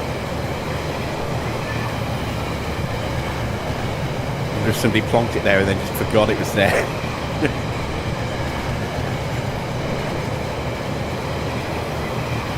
Back onto the layout proper, I think.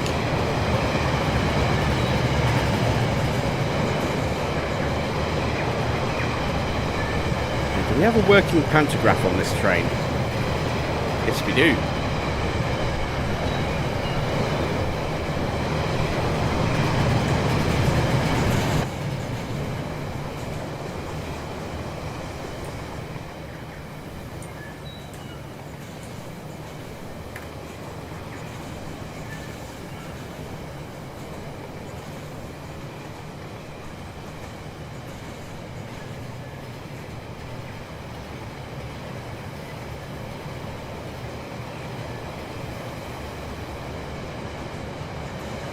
And this is a small room as well, so it's a really, really clever use of space. Because it's on multiple levels like this, you get a lot of action going on in a very small area. I like this. This is very good. And I'm guessing this is a turning loop up here, so I'm going to wait and see next time a train comes around here if it goes in and then comes back out again. Yeah, my guess is it's that train there.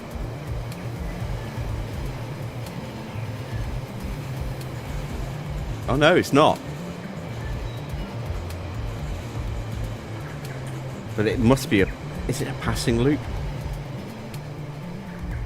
Oh my god, let's try and decipher this.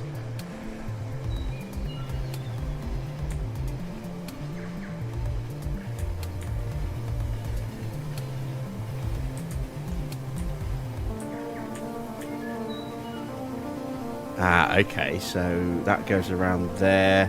That one goes there, and they go over each other. So they're just transitions to different parts of the layout. This is a little chaotic. Is that a fiddle yard area down here, perhaps?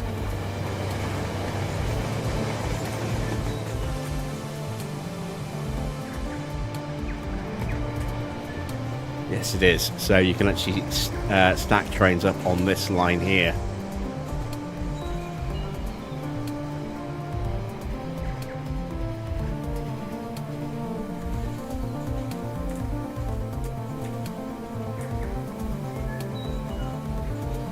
Again, this is another thing I like to do, is try and break down exactly what's going on with these lines so I can see where a train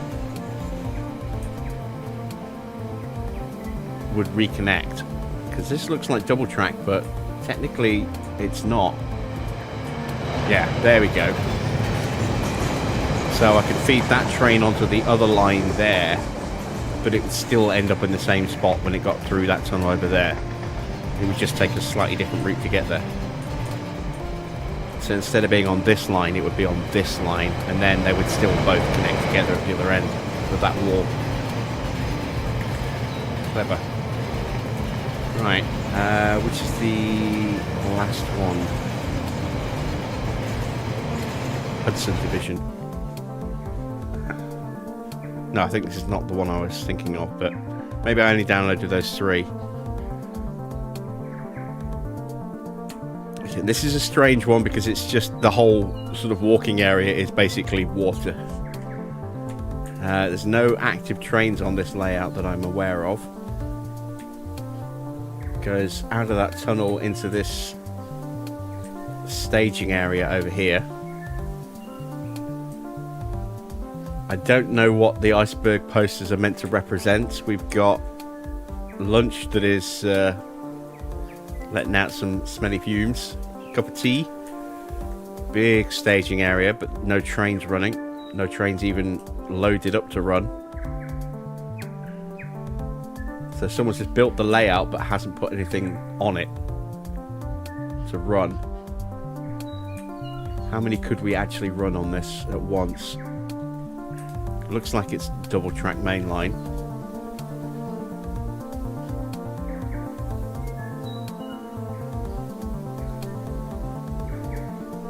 Just want to make sure it doesn't go into single track anywhere.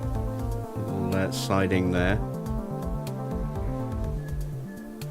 And then back out through here. Okay, so let's load a couple of trains up on here, shall we?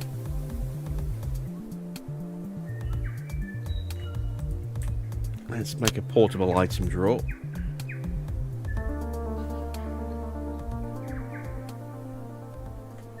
And we'll place that down just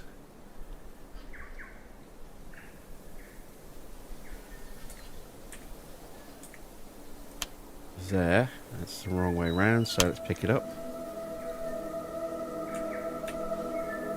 It's off center, which is a little frustrating.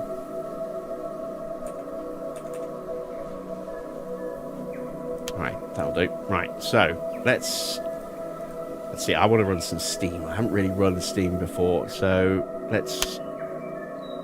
Oops. Get rid of that. I've got to apply so it stays static. There we go. So let's pick up the big steamer.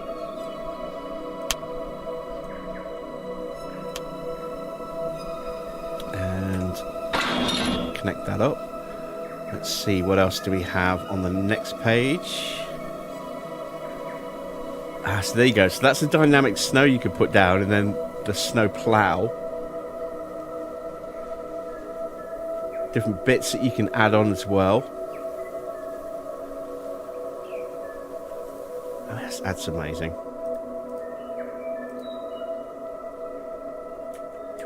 Another steam train there.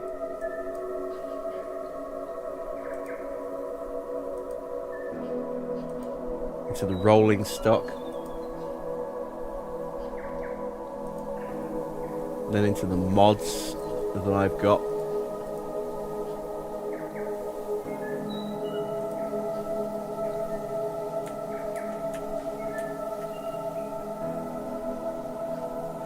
kind of like the idea of this little train here. Yeah, let's go with that one. Let's put that on that line and in the opposite direction. Right, so we need some rolling stock.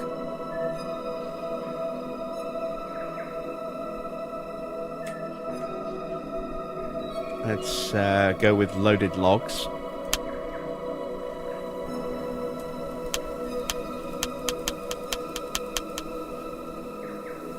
There we go.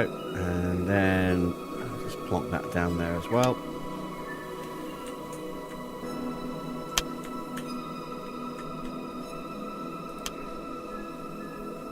Perfect. And then let's back that up to connect our wagons together, get a nice satisfying clunk.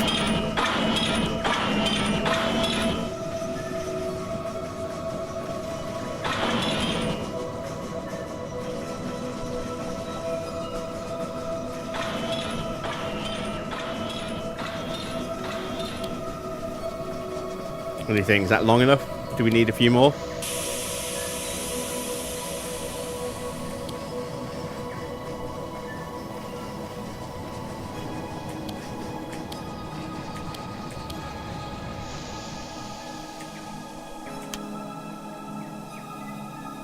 I do feel we could maybe go a little longer.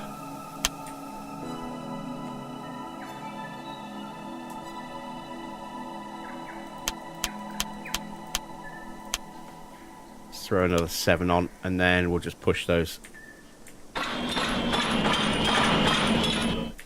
There we go, they're all hooked up. So that's a nice long logging train for the inside line. And then what do we want to run on the outer line?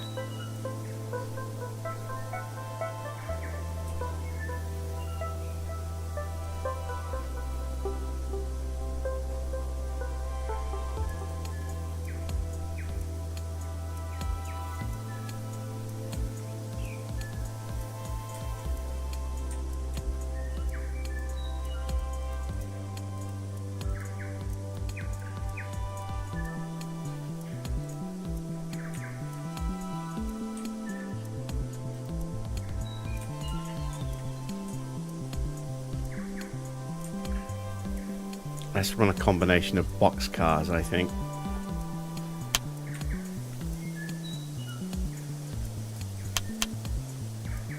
A couple of those. Let's get some different colours in there as well.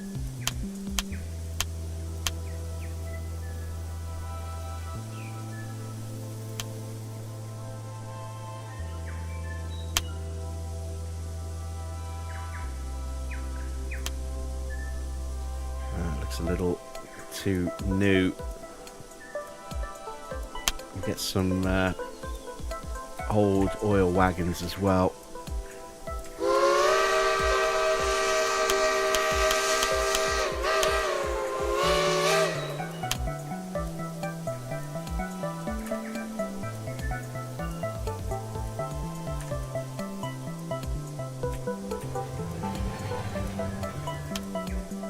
There we go.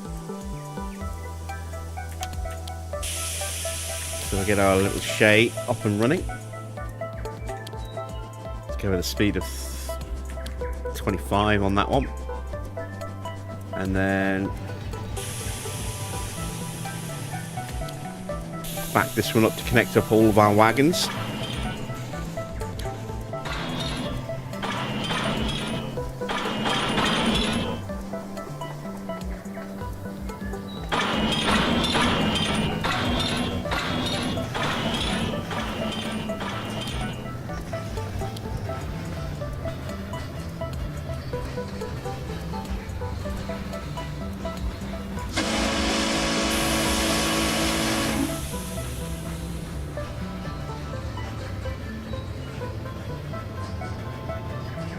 I think I might throw an extra couple of wagons on the back as well.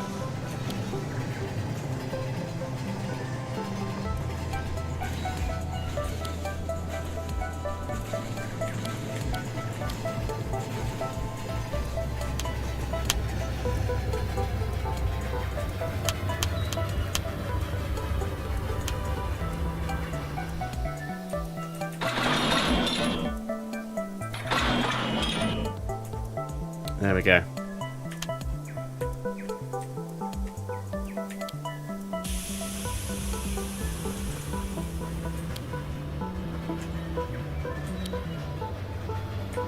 Let's get this one going a little bit faster at 40.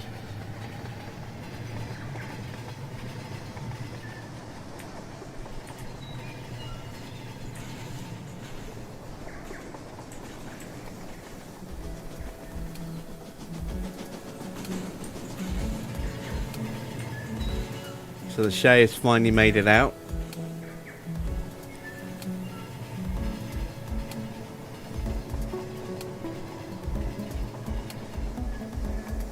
That is longer than I thought it would actually be once we get it onto here. But it does look really good.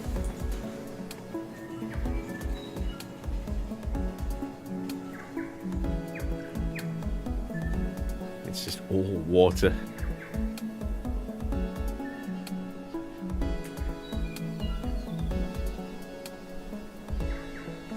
There's the other one.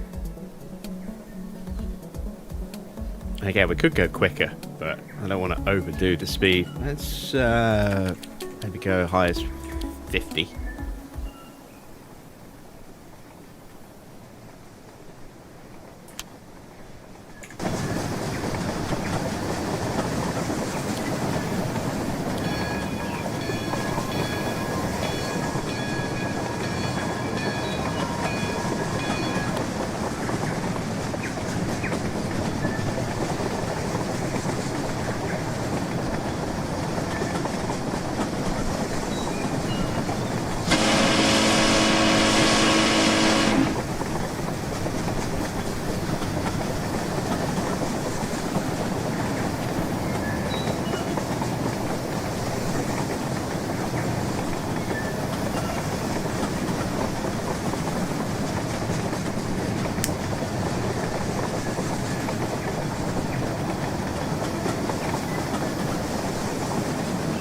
Need to start thinking about whether or not I want to have any British steam engines in my sort of library of trains.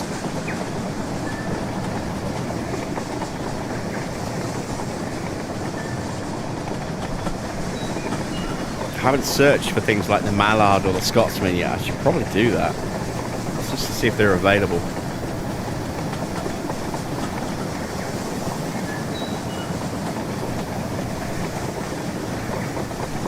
I know there is a generic A3 out there somewhere, which is the Scotsman class.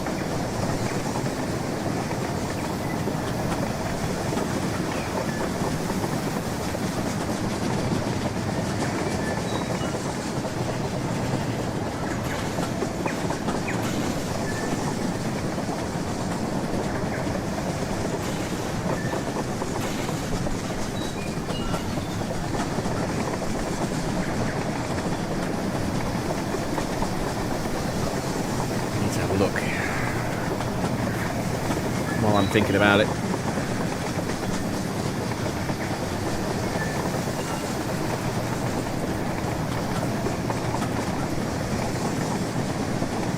Now there we go.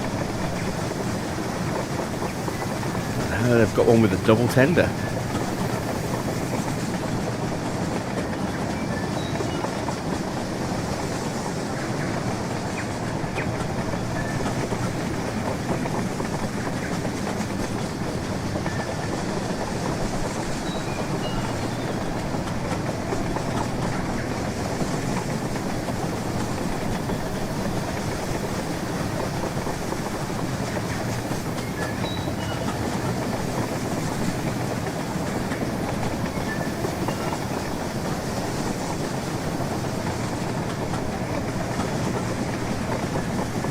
I've got to add a Scotsman in.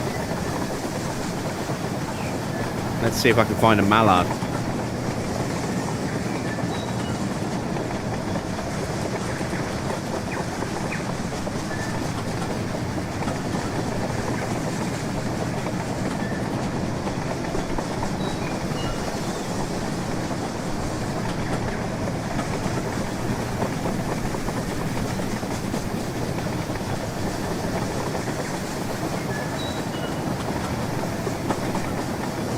No. These are all the different blue A4s apart from the mallard. We've got some Gresley A4s in green.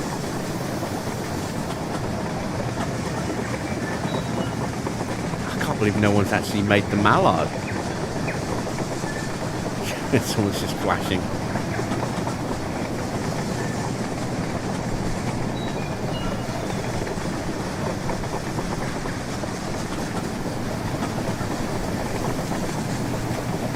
Oh, that's disappointing.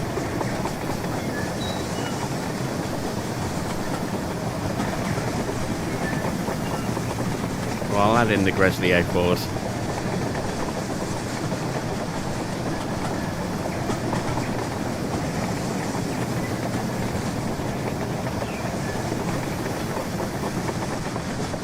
Flying kippers as well.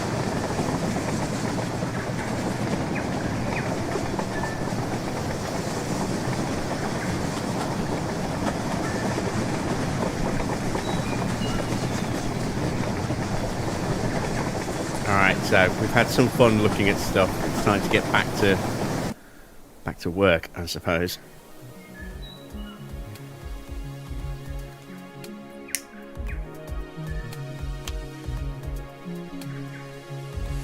Right.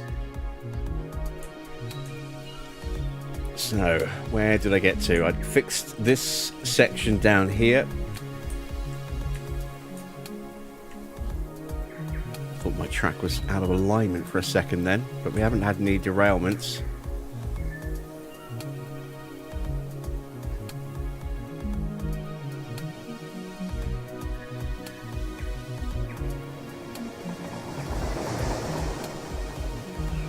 Right. For now, what I just want to do is try and signal the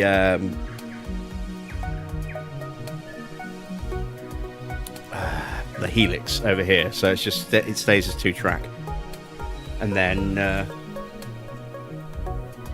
I can look at getting some additional trains running. So I need to pull out the edit tool. Let's edit track.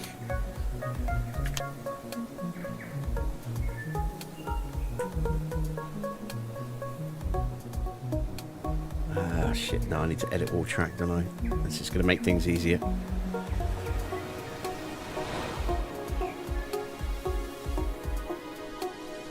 Enable bulk editing, edit all track. Then we can try and mess around with signals and figure out how to actually get the trains to respond to those.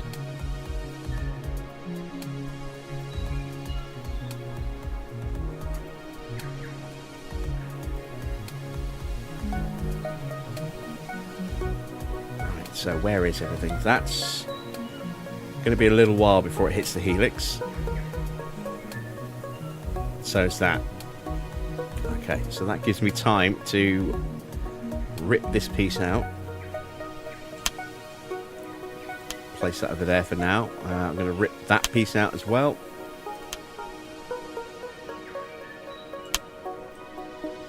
Place that in. Put that back in there. And now that line is fixed. Now I need to do the same on the opposite side.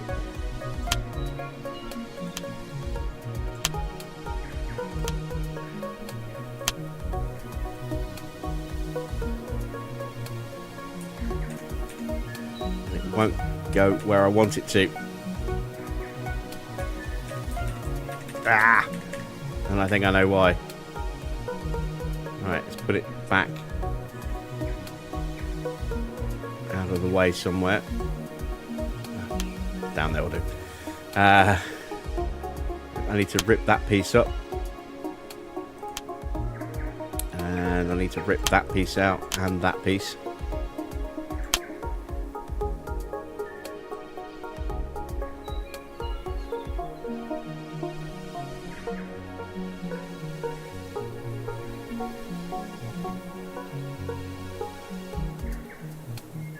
No, it still won't let me put it where I want to.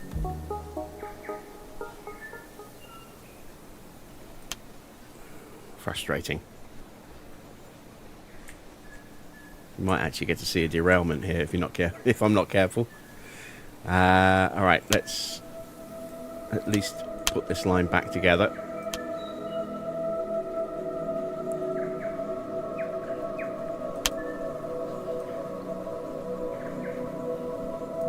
Okay, I couldn't put it where I wanted it, which is just there, and it might be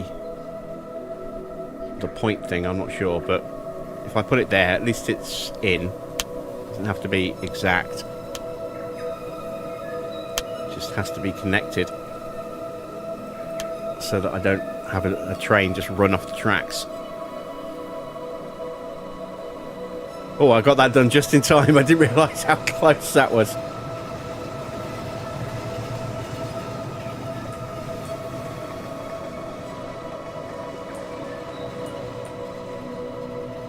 Alright, so now we can relay the rest of this line here.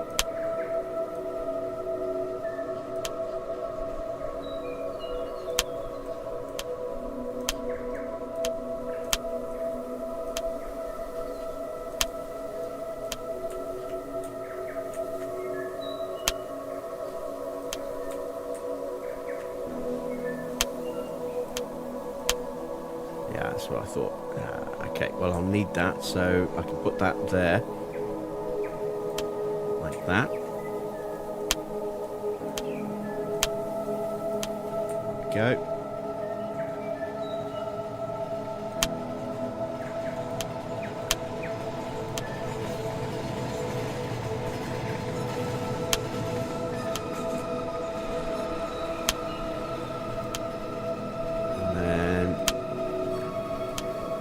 There. Okay, so that's all good. I'm going to do something up here now. That's going to be tricky.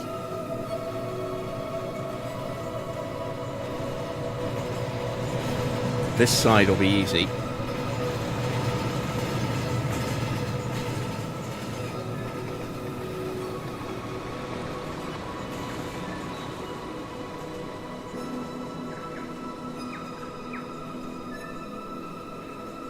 So let's take that piece out.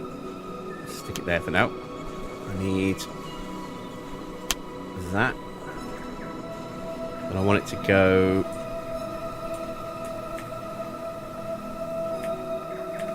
the other way around.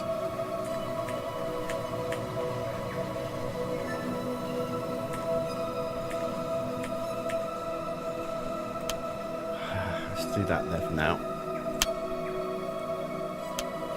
Okay.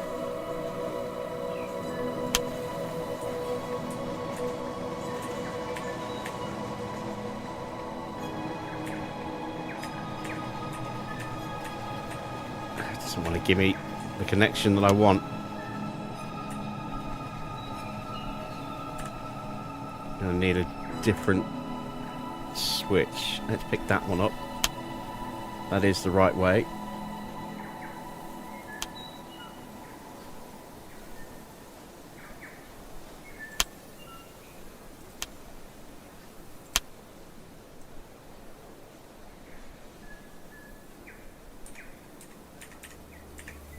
Perfect. There we go. And then I need a flexi piece. There we go.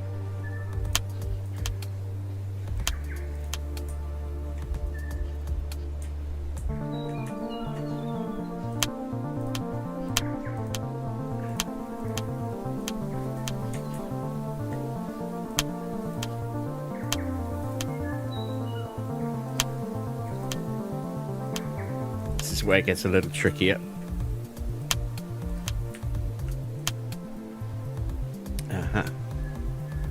Flexi, don't want flexi. It's all flexi, isn't it? And then, okay.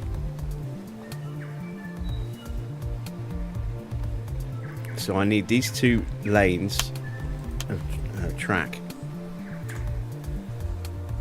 to merge into each other.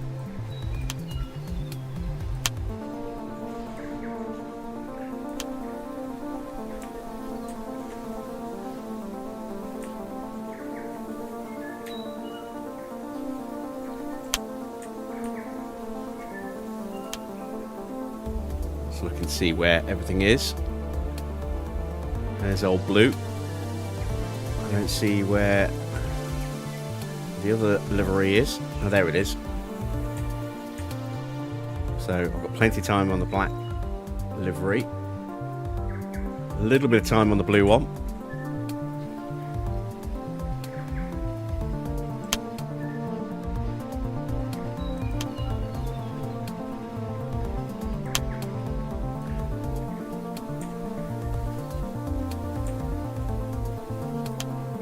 There we go. So at least I've got a connected line.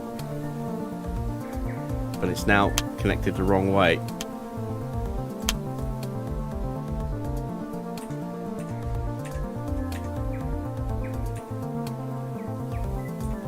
That was it. There we go. That's what I want.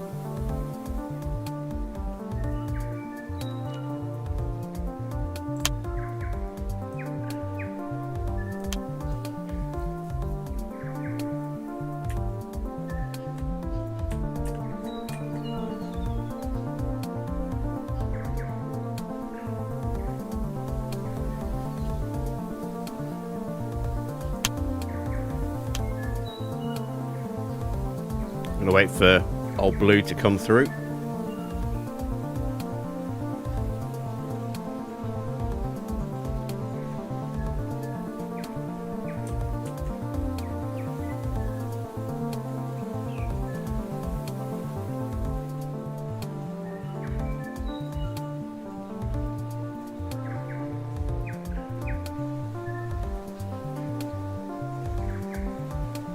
Oh wait, blue's already done. It's black that I've got to worry about. Okay, so let's take that up. And that up. Let's do that. And then I need a flexi piece to go there. Like so.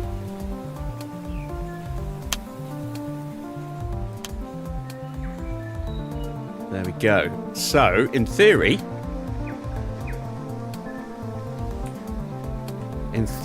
I should now be able to run the outside lines as well. What I need to do, though, is check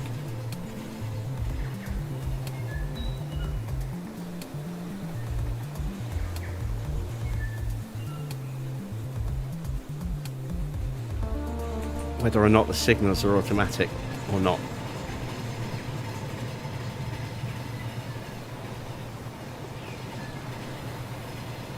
So here comes black. So black should divert onto this line here, the second of the 4 lines, when he comes out the tunnel. If it doesn't, the switch is in the wrong place and I'll have to throw it the other direction. And then, well, I'll have to back the train up and try again after that. But before I do that, but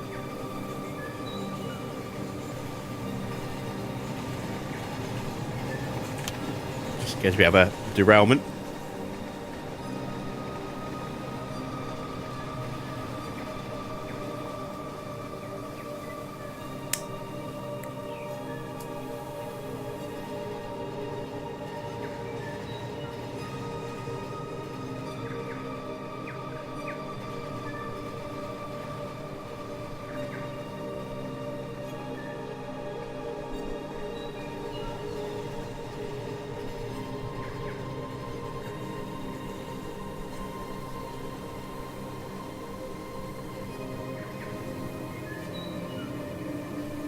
As a temporary alternative, what I could do...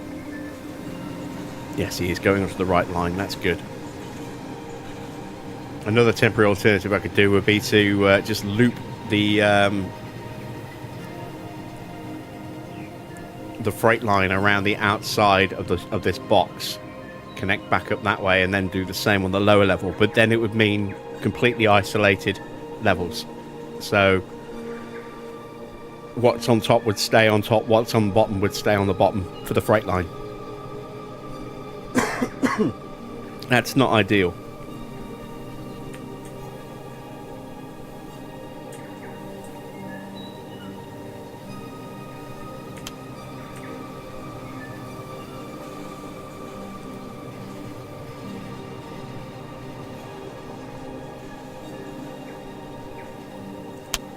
Right, I'm just going to stick an engine on just to run this test.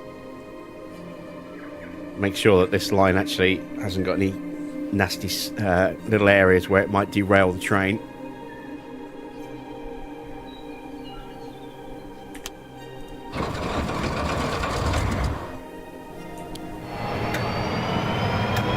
Right, that's the wrong way around.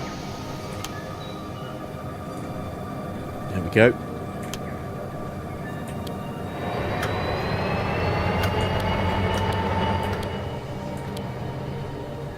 Get that going at 50.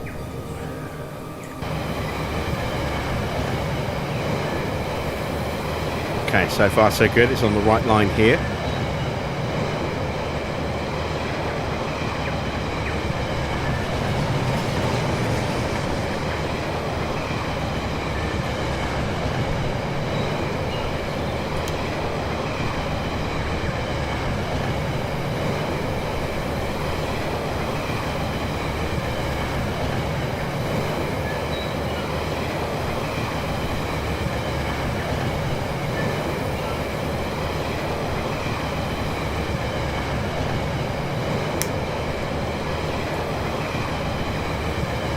.50 is also the absolute maximum speed I plan on running anything on this outside line. I want the centre lanes to be the fast lanes.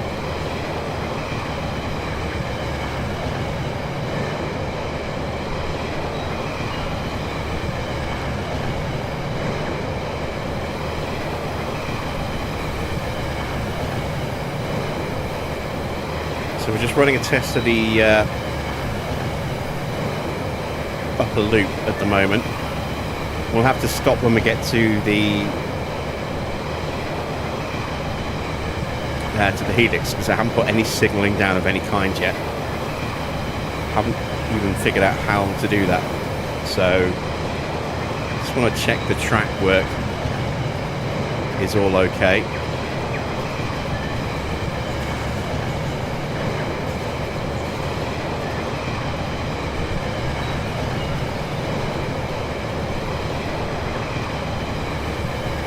So far so good.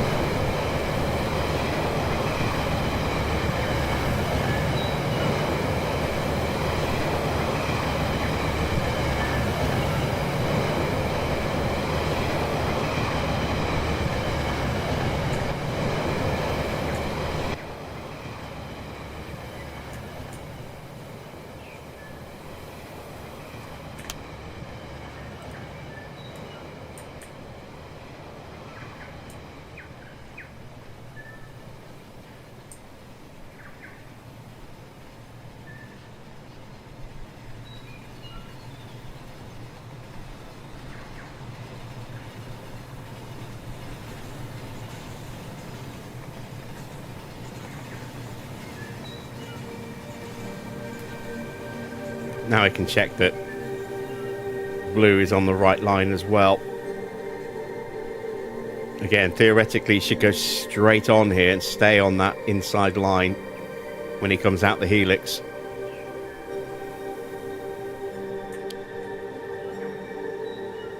Slow rail freight down now, just in case I had to suddenly slam the anchors on blue if he goes onto the wrong line.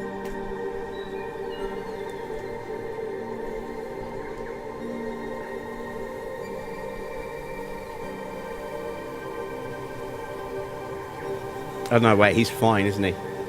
It's black. Black's already on the right line.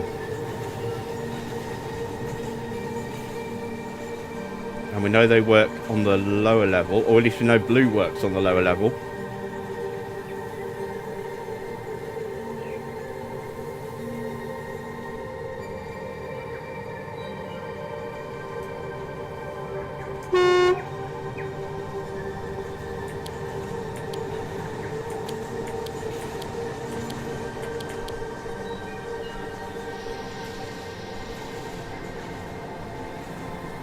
Little hiss of air brakes, that's nice. So when he comes out of the helix, he should come out here and then Black should stay on the inside and go onto this lane here, and we would want the freight to come here off the signals, but we would need automatic switches for that.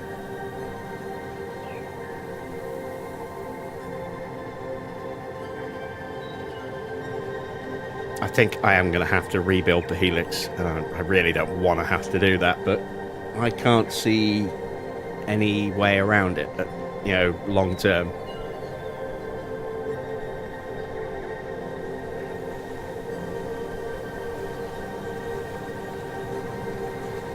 Right, does he stay on the correct track? Yes, he does. So let's speed our train back up again. Get him into the Helix, and then we will throw that switch.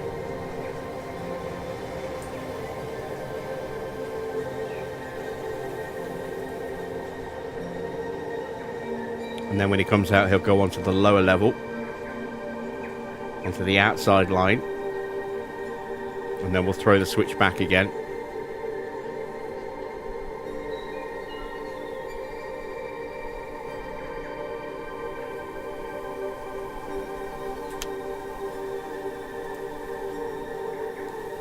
Just apply the changes so I don't accidentally break the track trying to flip the switch.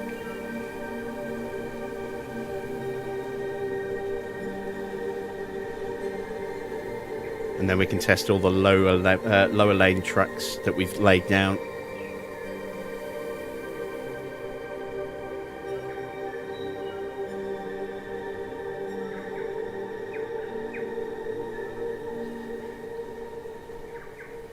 There he comes.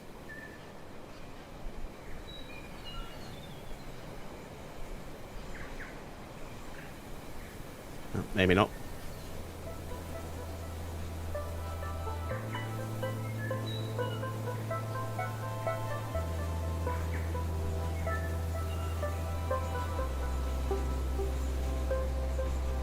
Come on, little buddy, where are you?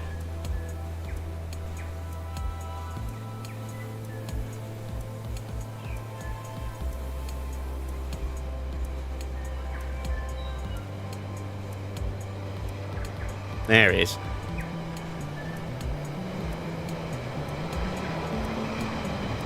So he's onto the right track now. Well, the left track technically, but you know what I mean. He's where he needs to be for us to test out this lower deck. Make sure there's no issues with any of the track work I've put in. This is the next potential sticking point, this switch here. Pretty sure that's in the right position. Otherwise he'll feed onto the turning loop. Well, the storage loop, which I don't want him to do.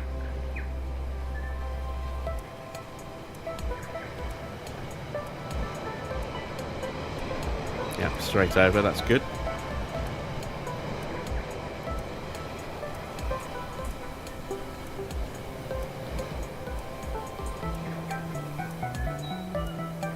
The next test will be this behemoth of a of a crossover. He should just sail over that automatically, no problems at all.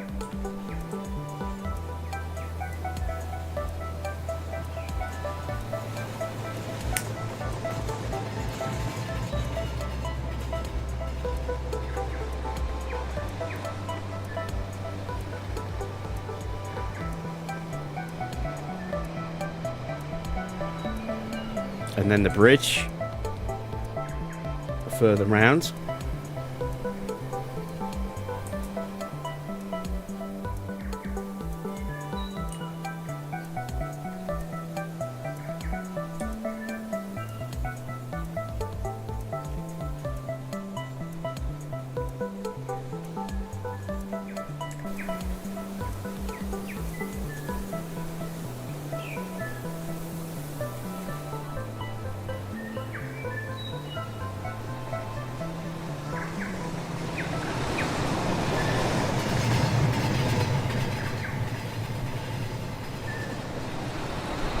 It's the simple pleasures.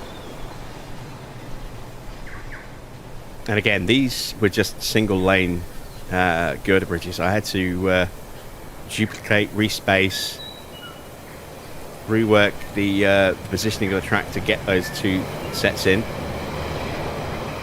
Here he goes.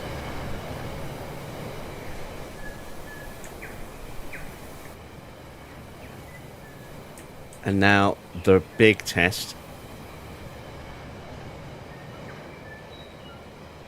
There's this over here, which I had to extensively rework. I don't think I actually put any signals on or any turnouts on that outer lane. No, I didn't. Because this lower deck of storage here and the upper deck there, actually, that's going to be for passenger services, and then all the freight stuff's going to be stored over on those two islands over there. So this fiddle yard is purely for passenger traffic. So I don't want him having access to it. Oh wait, I'm too high. There we go. Yeah, he's sailed around that. Nothing on there, so we'll just loop all the way around. I had to rework this whole section because this was just single track with switches coming off. So this was actually more of a headache than I thought it would be. If this works, I'll be very happy.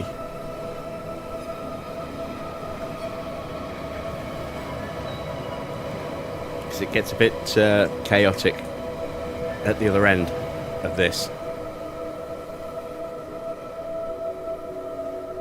So basically this line here, this second rail that we're hovering the mouse pointer over, was the actual outside line.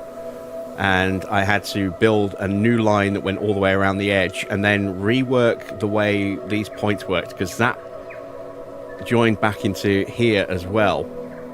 And I had to reposition that. And then I had to compromise to connect it to around here. Oh, we have got, look, a little break in the line on this interior track.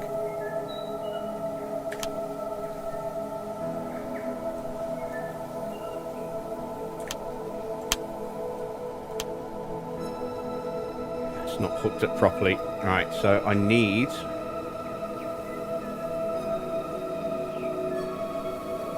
I've got a piece of flexi on me. Let's take that out. That's the wrong one.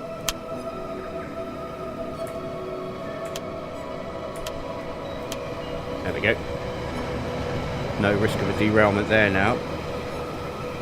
So I then had to rework this whole sector and build the line around the outside here so that it would then become the freight line around there. I had to respace everything, reposition everything, which is why it's a little bit clunky. And then loop the passenger line around and join up here so I could then go back into the split for those connections over there. So that's easier to show with blue as blue comes round.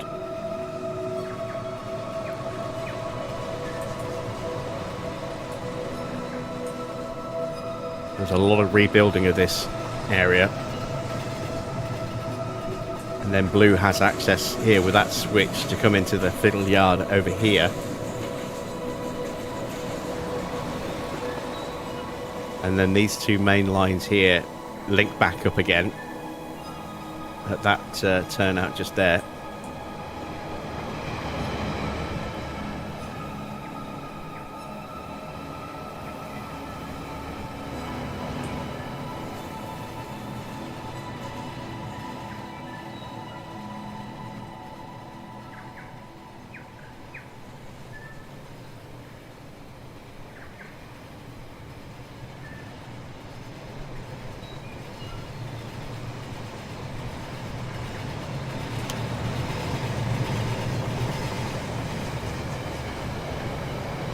To reprofile this corner as well by adding in 2 extra lanes of track that weren't there originally.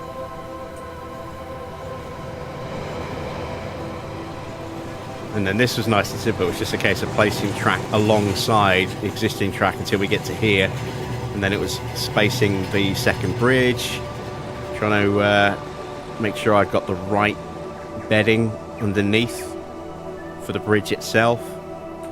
Even repositioning, well, not so much on this one, I didn't do it on this one, but on the other one over there, repositioning all the supports underneath as well. I don't need them, but aesthetically it looks right. So rail freight is able to make it over that bridge without any issues. And this should all be smooth, straightforward stuff. The track is all just nicely connected up. So I'm not expecting any issues until we get round to maybe this area here. No, that's just a straight pass-through, so that'll be fine. I did rebuild this turnout here, so let me check. Yeah, that's the right way. So that should go straight over.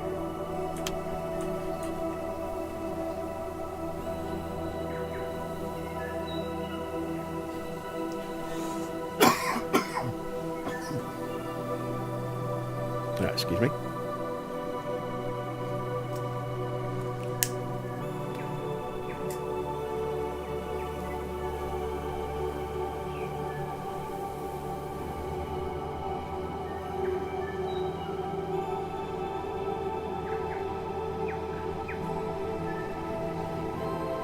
It's really is unsightly, and I will at some point completely rebuild this sector, but it does for now.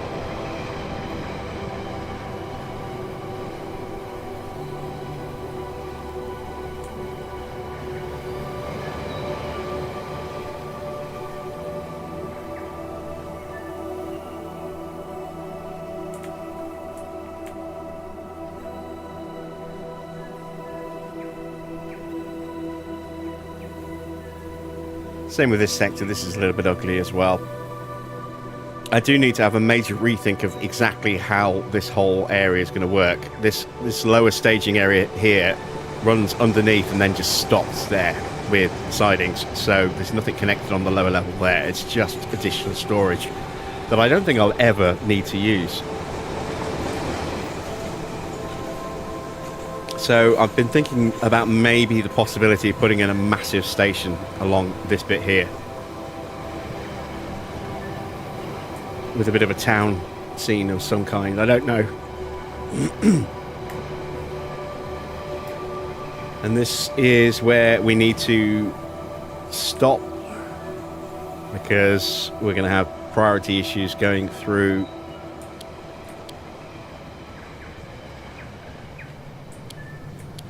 here. So now I need to figure out how to do signaling.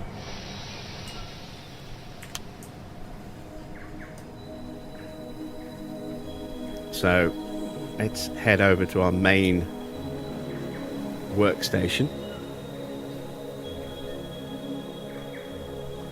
Now, I could put a switchboard in, but that would require manual stuff. What I want is automatic switches. Is there a tutorial that covers switching?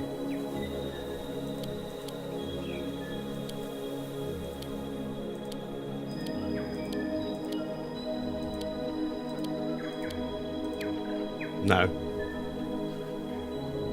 There's nothing about signaling.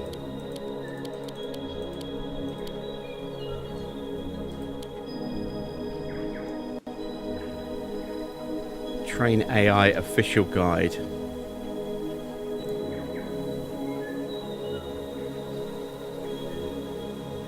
So yeah, this is what I want, is trains to stop, to then use auto drive and auto switch.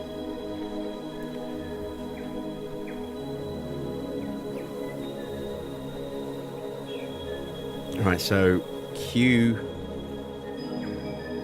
to set up a signal.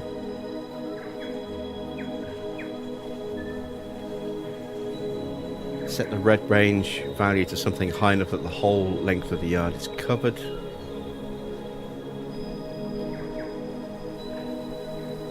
Any trains inside the red range will cause the signal to display red, which will stop future oncoming trains from coming. Okay, that's...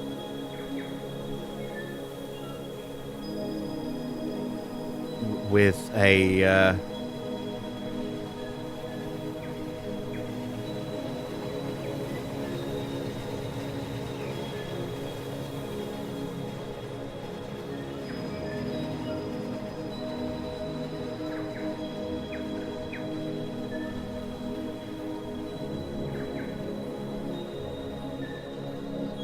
Yeah, I don't want to do a passing siding. I want to do an alternate route.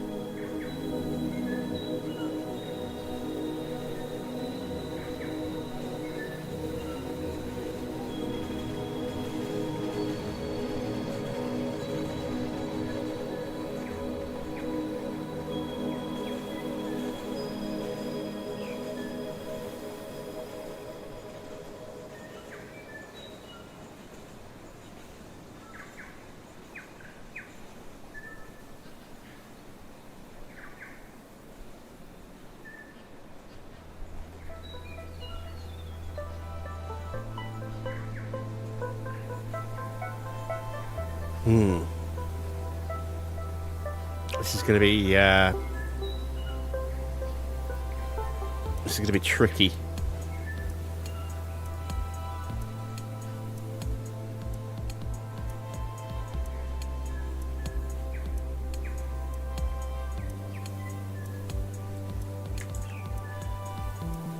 I don't know if that's something I can actually do without spending a ton of time trying to figure out on it. So, as a temporary workaround, I am going to build just stuff on the upper level and stuff on the lower level. I'm going to build bypass loops. It's not going to be pretty, but it will do the job that it needs to do.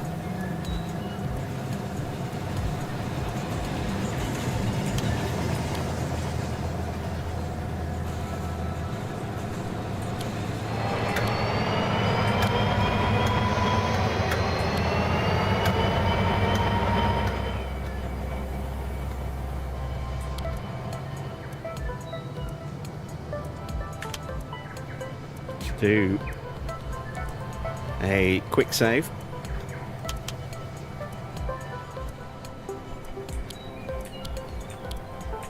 We'll stop our train. There we go. Put that away.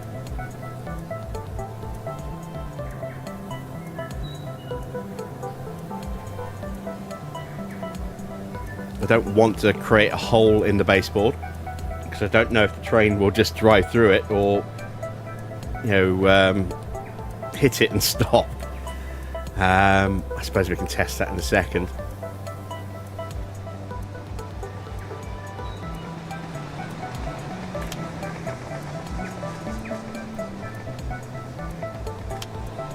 So let's pick that up. And let's take a really long piece if we can. Well, that'll do.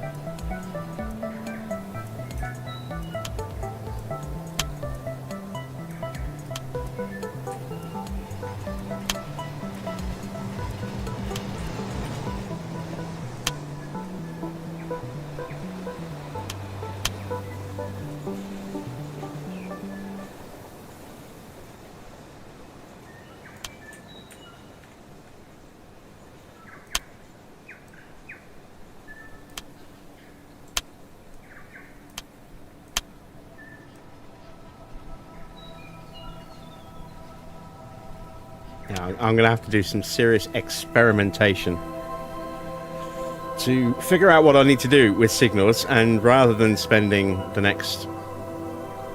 rest of this stream and however long trying to figure that out, I'll do that in private. I just want to get some additional trains running right now.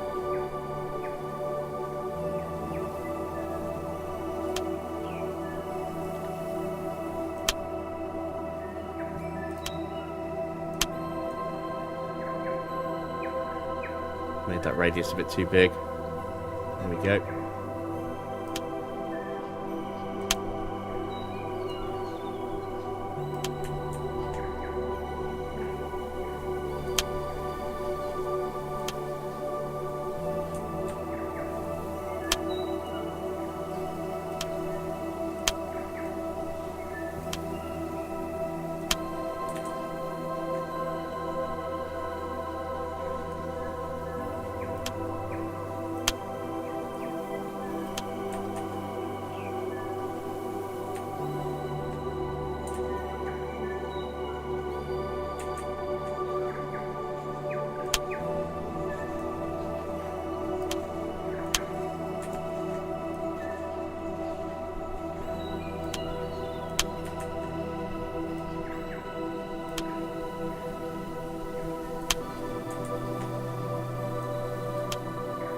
Luckily, I don't need to worry about this track not being supported by anything.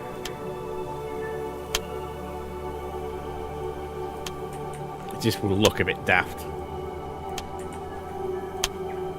But I don't have to worry about something collapsing the second anything drives on it.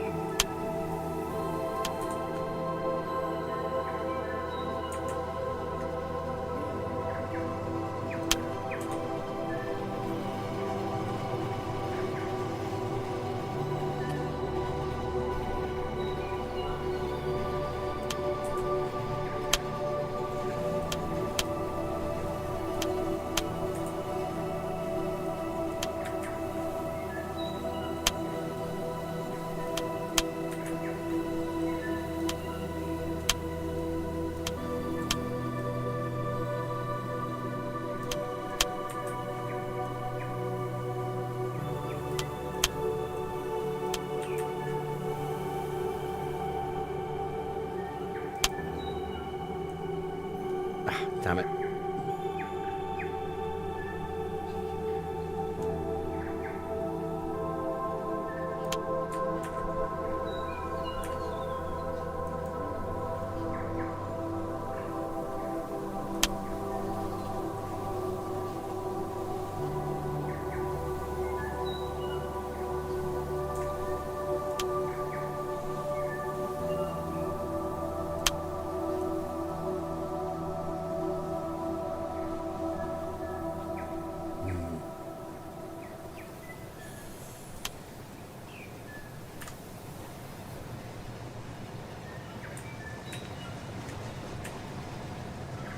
Let's take that piece of track up. And then I need to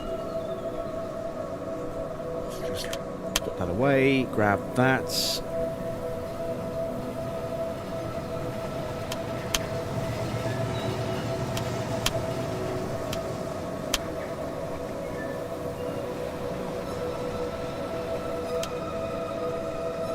There we go. And then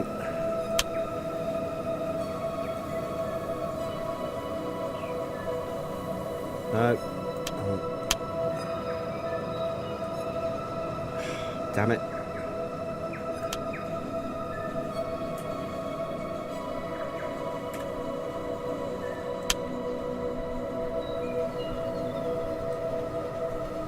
There we go. That's what I wanted. And now let's take one of those bits of flexi that I've been holding on to. See if I can get that to connect.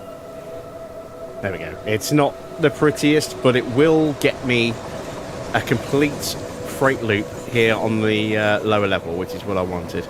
Let's take that train off and let's actually put a proper one on.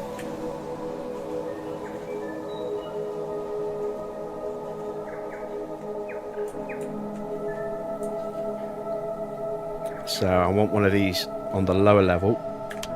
So let's go edit room. And now I can make a copy.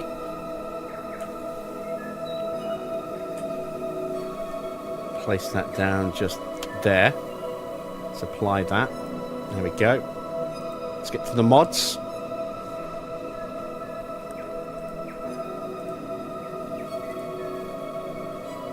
So I want a coal sector like that. Let's see if it's the right way round.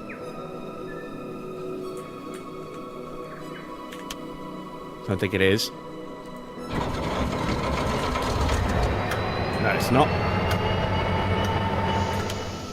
So I'll change the direction that way. There we go. Let's get some coal hoppers.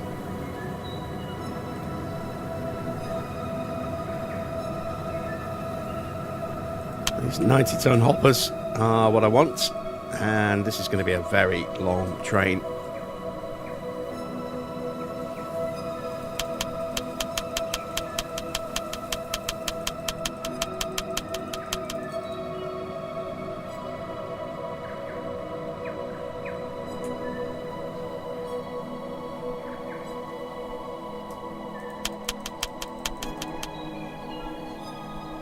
There we go.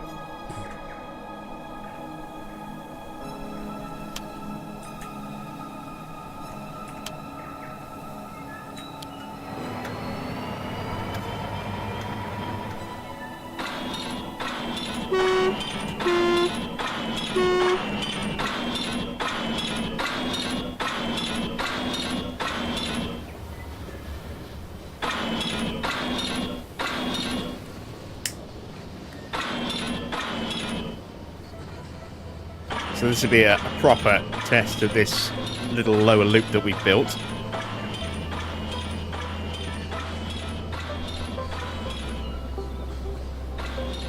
And it'd be nice to actually see some freight running on here as well. Just one last wagon to connect to.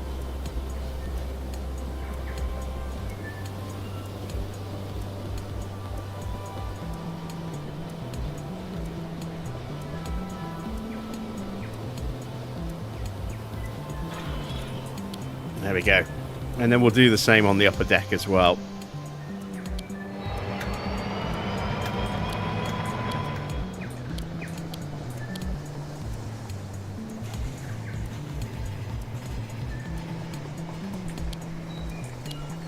Let's put the speed down to 35. There we go. A train that long wouldn't be going at breakneck speeds.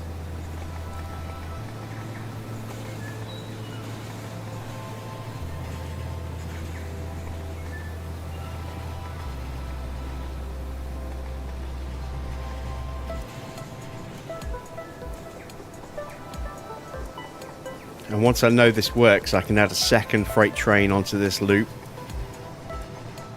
And then we can add a couple onto the top loop, and we can add some more passenger services, and we can actually get, you know, it looking a bit more alive in terms of what's actually running.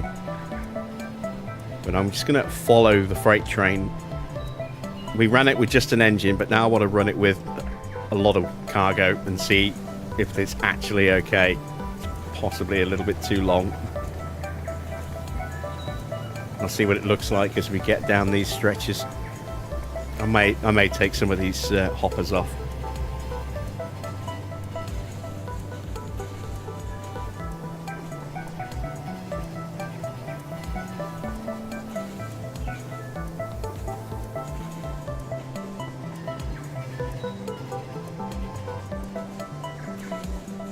But this is what I would have been doing tonight, whether I was streaming or not. So I figured, because I was talking about this game earlier in the F1 stream, let's throw it up. You can watch what I'm doing. I would have been a little bit quicker because I wouldn't have been explaining and stuff and talking and distracting myself and then going through the mod hub like that with you guys watching and going through all those base game maps. But I still would have been just messing around on this circuit here and you know, continuing the work that I've been putting in to try and convert it onto 4 active lines, or 2 active lines instead of 1.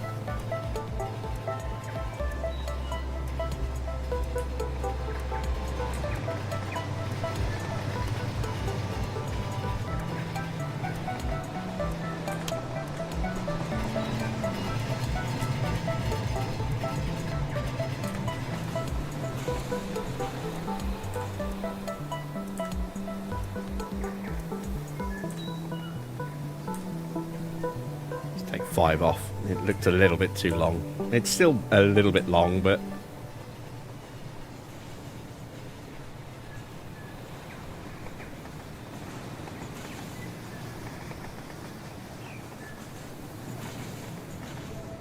let's take another couple off as well. Gotta make sure I take them from the back. There we go. That's a bit more like it. That's still a good length.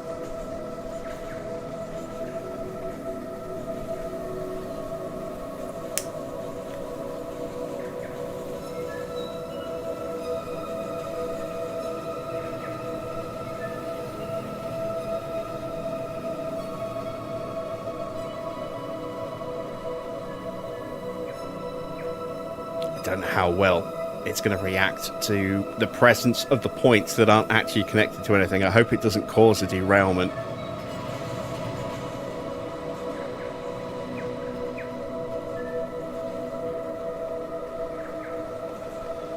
So I hope it doesn't catch the edge of these points. It shouldn't do. But what it shouldn't do and what it does do are completely different things.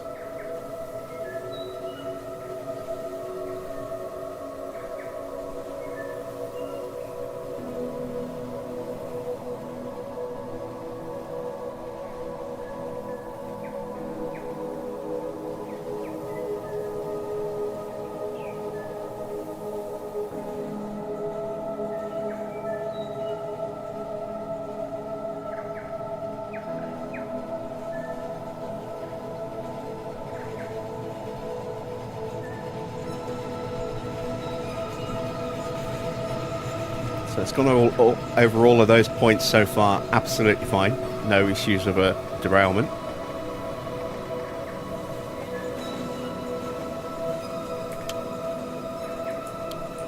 Let's push it up to 40.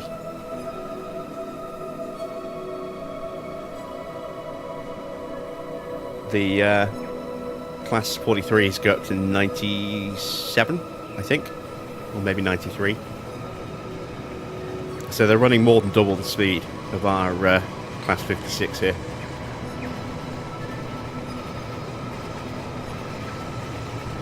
Alright, I'm not going to follow it all the way around the box. It's gone through there, no problems at all. We'll just wait and see if it reappears on the other side.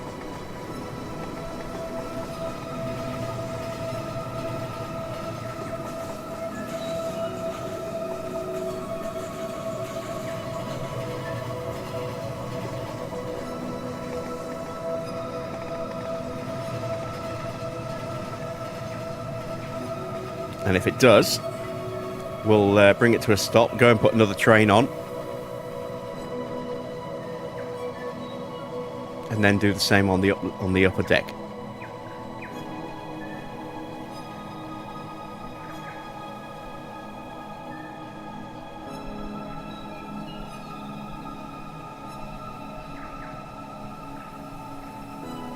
And there he is. He just popped round the other side. Didn't take long from disappearing to reappearing, but that's because it's such a long cargo train.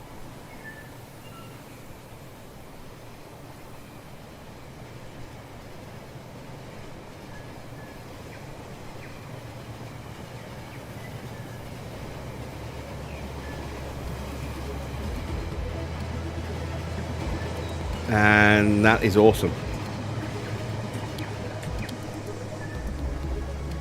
So I'll bring that to a stop so I can keep the spacing about right. Let's put the controller away. Let's get a second freight train loaded up.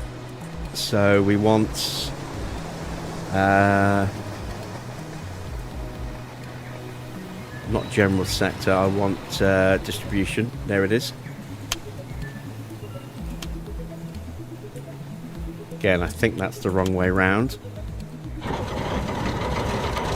Yes, it is. There we go.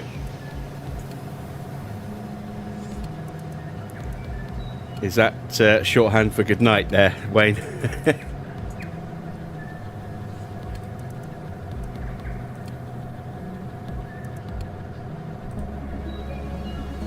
Oh yeah, I forget these aren't here, are they?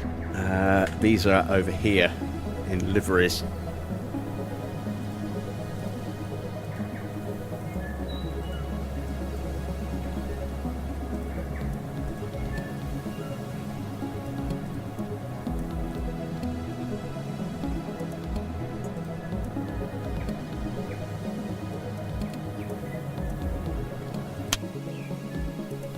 Okay, let me go to 5 and I want to drop that over here, and because these are all different types of FlexiTrack with different bases. 6 and 7, there we go, and 3 as well. Drop that.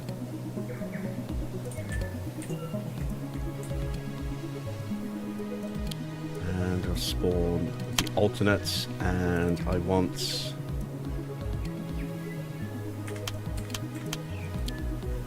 the yellow and grey as well. And then let's get the 150 looks awesome, but it's not the one I want. Let's get some iron ores. Let's go with the weathered ones. We'll spawn those. And this is what I want, the 455.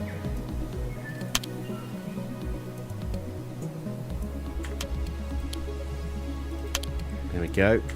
And then anything else? Don't want any of those ferry vans.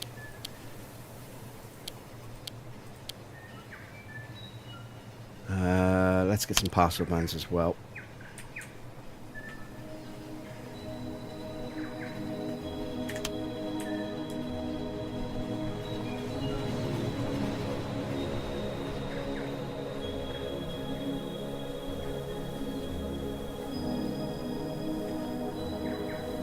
So I need a free line just to stash all these on. So let's start up here.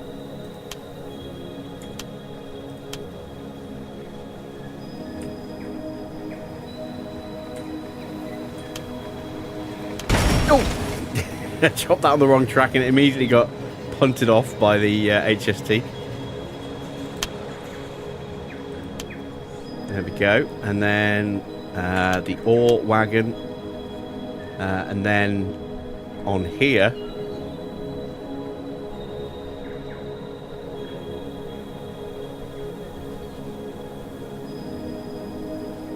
let's see, there's blue, so I've got a little bit of time yet. Let's put down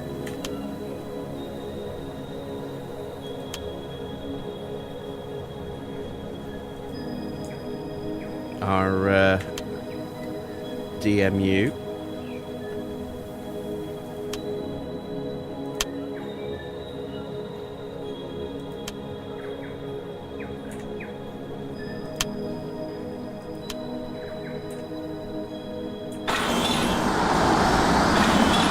There we go. We're going to get a couple of those.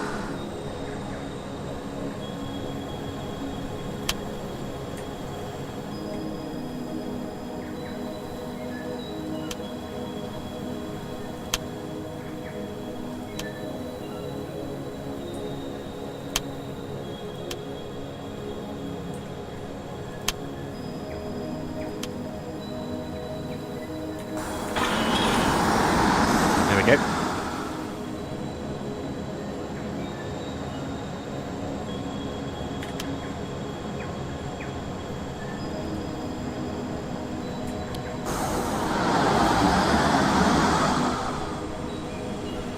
There we go. 93. Need to speed match those to the HSTs, or else there'll be an almighty shunt at some point.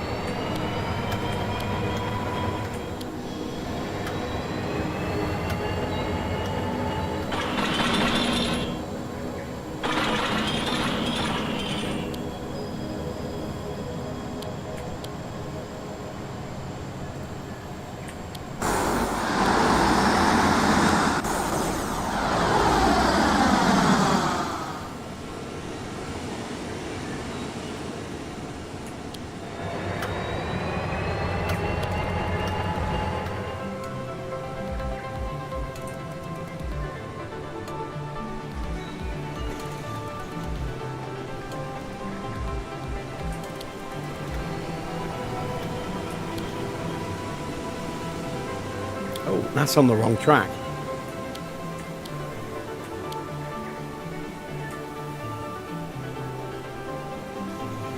So is that one.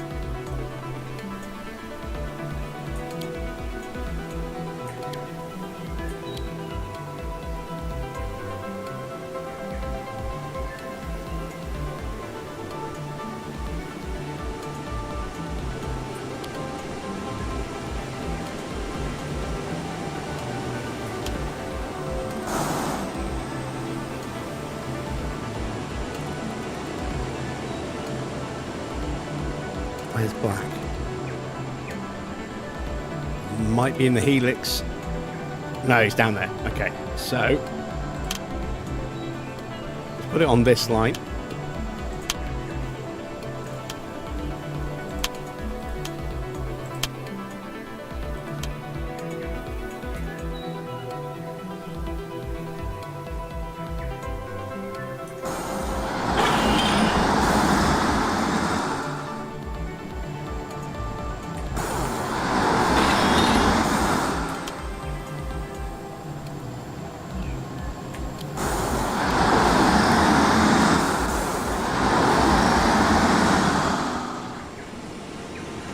Go. Now I can fix the track they ripped up to stop the train from going where it shouldn't be. There we go.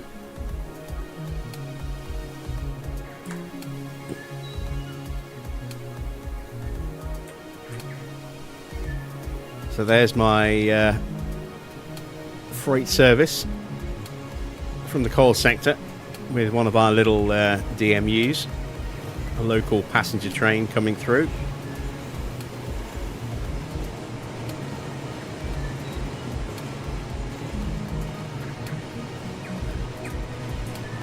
The real key moment will be when we actually see all four trains on the same bit of same stretch of track, so that all four lines are running at once. That's the great illusion that this layout is going to create, is that there are four separate individual lines when it's only two.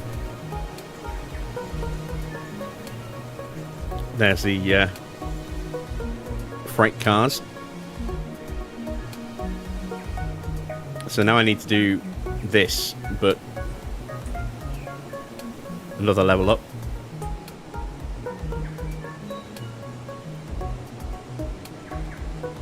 Take that piece out.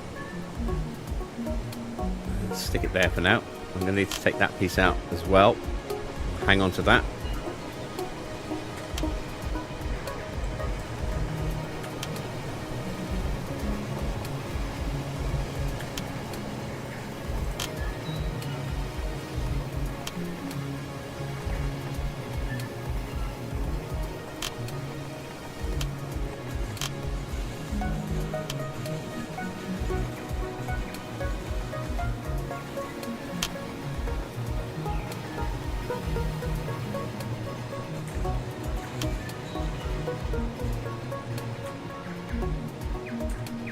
I think that's high enough.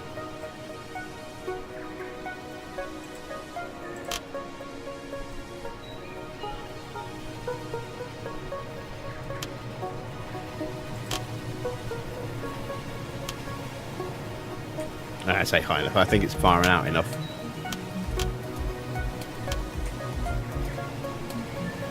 Hello, Mr. Goodstrain.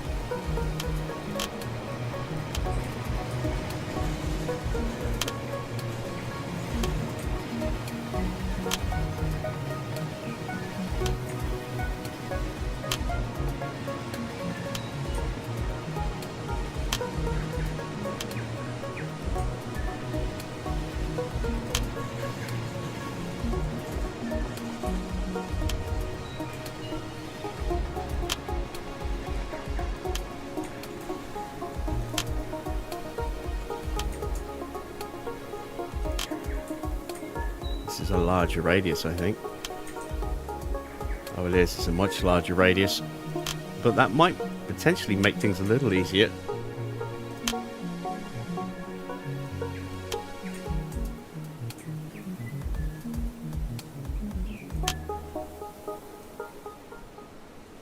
No, it won't. Alright, let's take that piece out.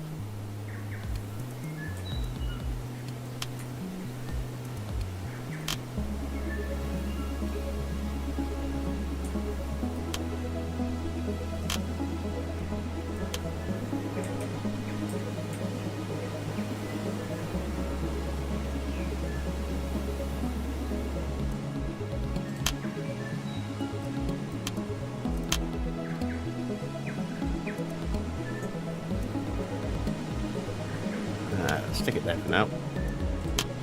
Let's see if I can just feed straight in here. Yes.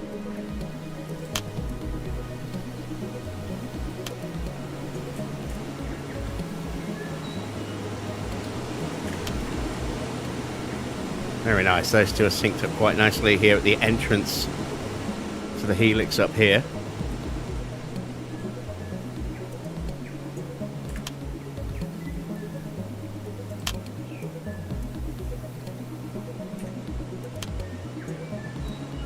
Perfect.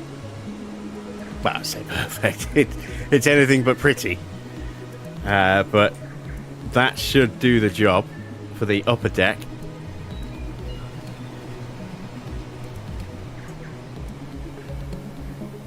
Last time I tried to use the Class 37, it didn't work. Oh, I haven't applied that yet, have I? There we go. Let's see. Yeah. I need to figure out what's going wrong with that, because I would love a Class 37 in blue. It's one of my favorite, diesel, locos is the Class 37. Absolutely adore it, but we can't use it at the moment, so could do an old, let's do a Class 56 in BR blue.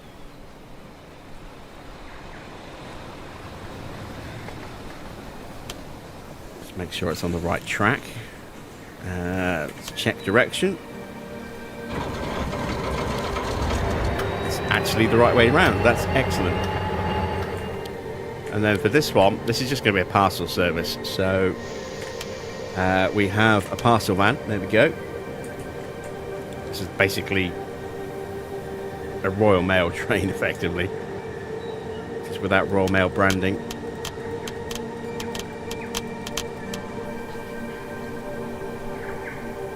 somehow I've ended up in miniature. There we go.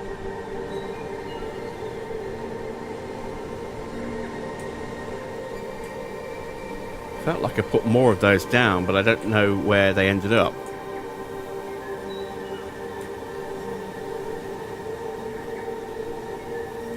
Let's put a couple more down.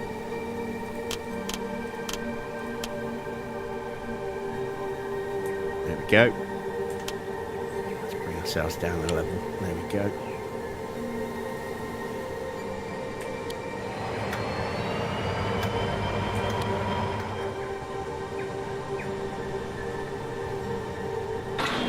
These are pretty low res, these models. There are some truly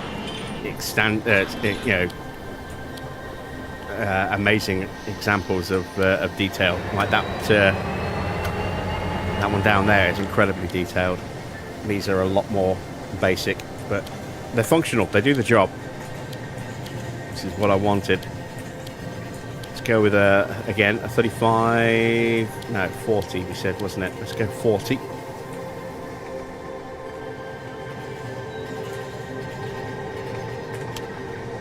There we go, that one's off and running, and we have more rail freight that we can use.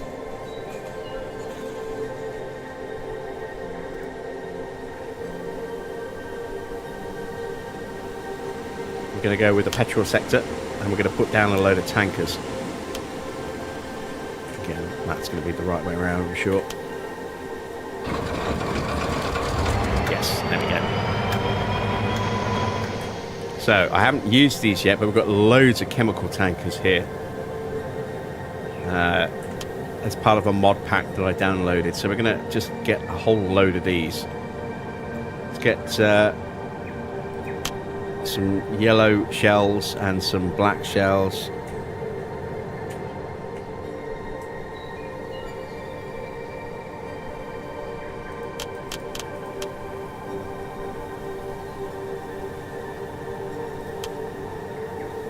Mix them up a little bit.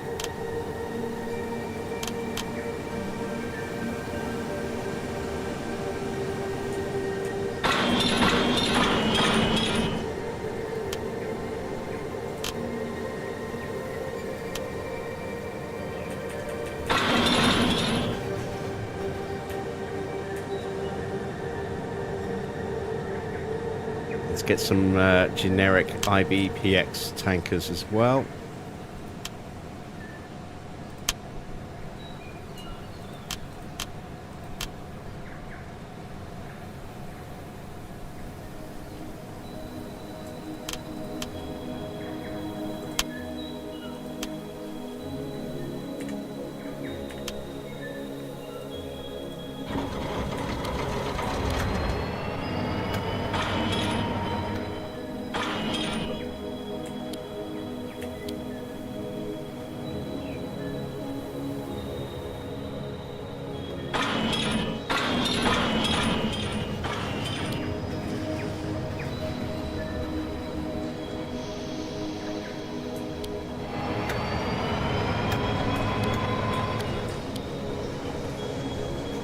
There we go. So we've got a fuel train, we've got a coal train, we've got a general goods train, we've got a parcel train. We're going to stick another one up on this upper deck. And we want the metals sector on that one.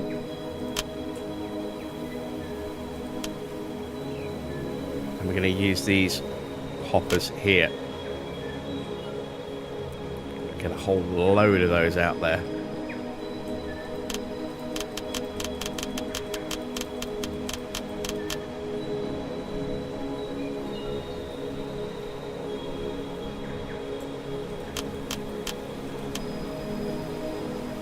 Go.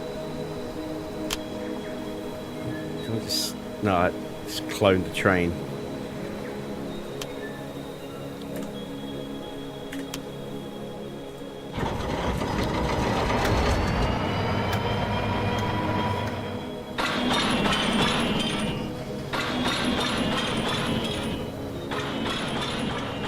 Bang, bang, bang, bang, bang. There we go.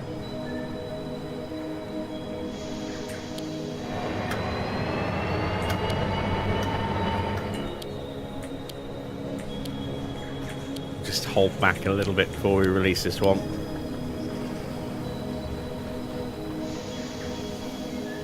Need to get some more passenger trains up as well, because they're actually running 2 separate levels rather than just 1 level. We've got 2 HSTs and 2 DMUs running at the moment.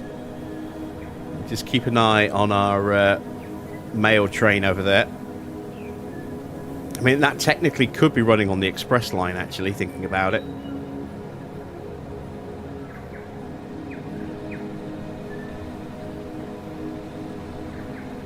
Because it would technically be running at express speeds. So I might lift that off and put that on the passenger line.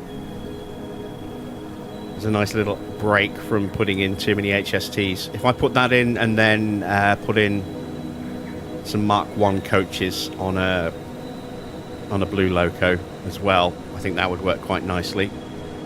But yeah, our mail train is doing what it's supposed to do on that upper loop. Just make sure it just reconnects on the other side where our blue HST is at the moment.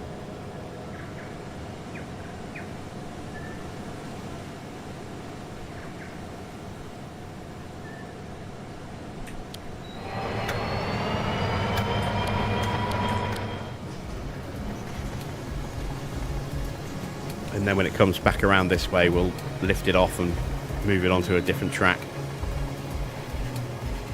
I could possibly do that with some of these switches, but I don't really want to mess around with those because I'll forget which one I've moved. It's easier just to pick it up and move it that way. There we go, we've got our metal wagons running. Very nice.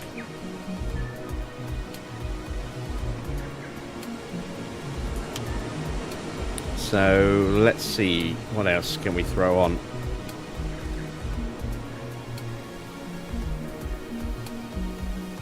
Got some smaller tankers that we could have thrown on as well.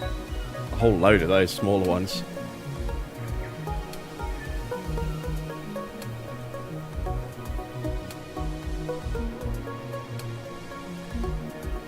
I'm going to take that. That's a fruit van. No, that's not what I want. Thought it was a brake van. It's not. Here we go. This is what we need. We need these Mark 1 coaches.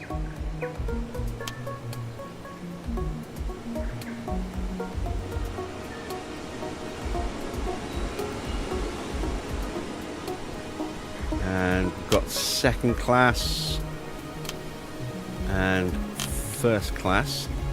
The yellow line indicates first class. Can't really see it, but it is there, just underneath the roof. So we want those, and now we want a loco to pull those.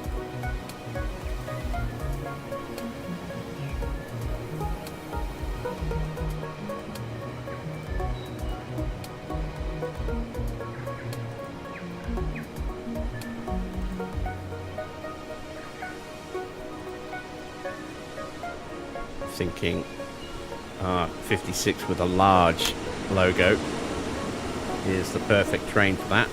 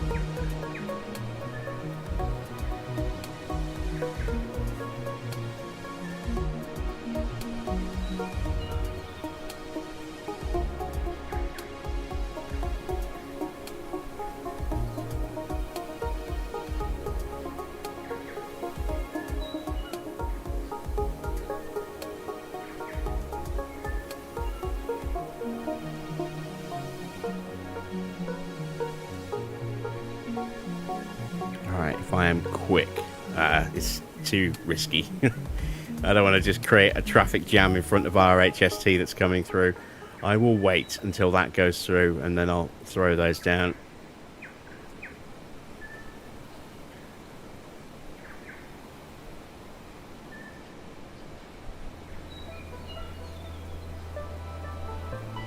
There's our other HST on the lower level.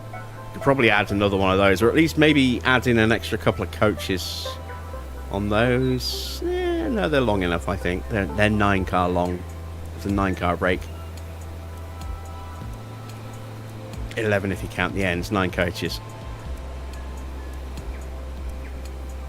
I think that's a long enough rake.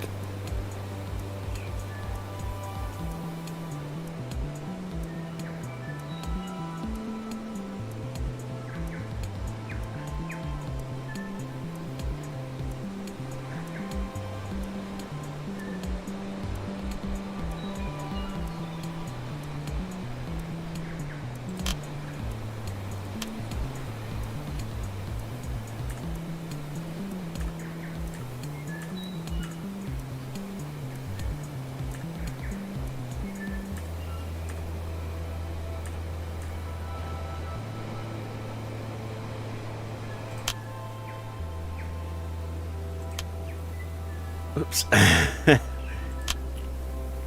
Just dropped it. There we go.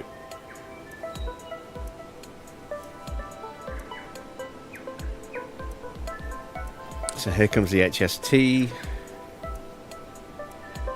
Now I've got to be quick then because I've got a passenger coming through as well after that. There's a big gap still between those.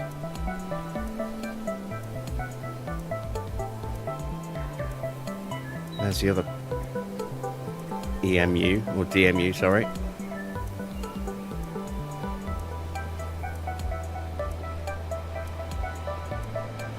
It's starting to take more shape now that we've got multiple trains running on each level.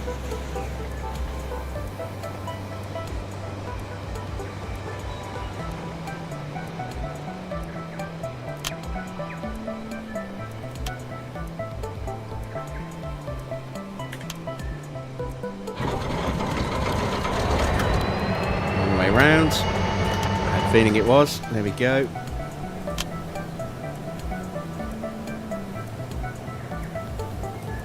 One, two, three, 4, 5, 6, 7, 8, 9, 10.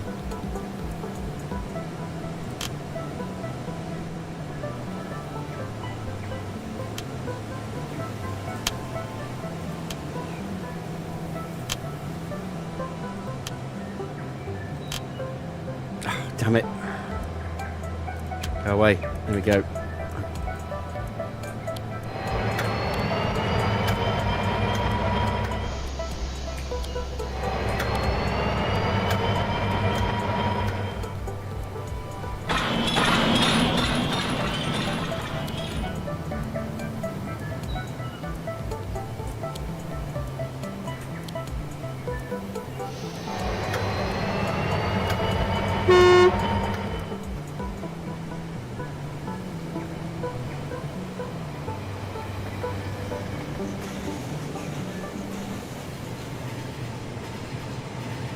There we go, our Mail Express train off and running.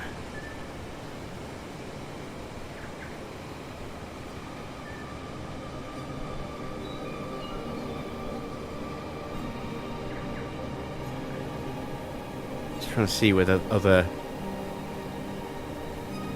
DMU is.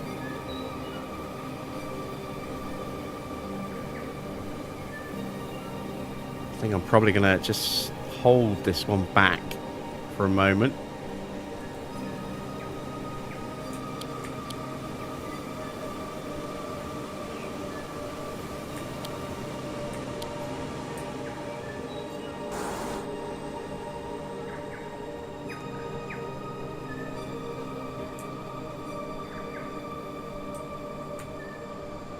Okay, there's the other one on the lower level.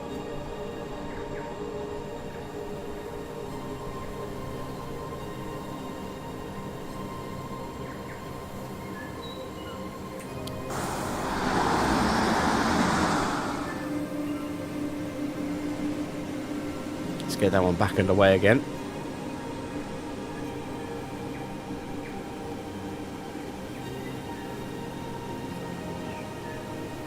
There's the other HST on the lower level. So when this one comes back through...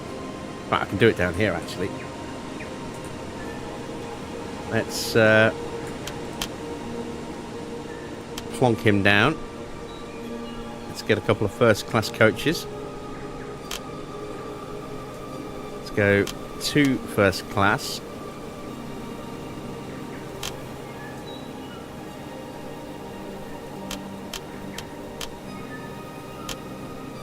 Five second-class coaches, and then a brake coach at the end.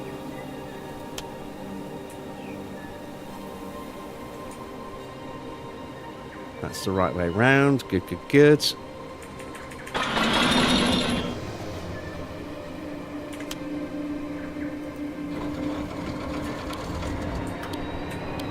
Oh, that is the wrong way round. Okay. Reverse.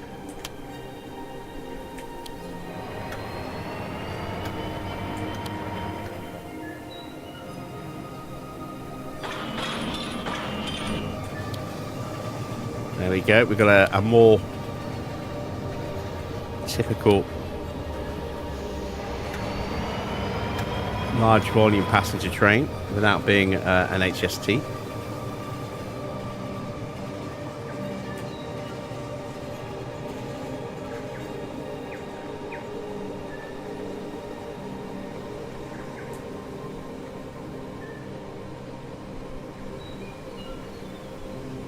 So we've now got 2 HSTs, 2 DMUs, a mail train, and a more standard passenger train running on the passenger loops. On the freight loop, on the upper level, we've got metals and petroleum. On the lower level, we've got coal and basic goods distribution. Not enough space between these locos at the moment, so let's speed them up a little bit.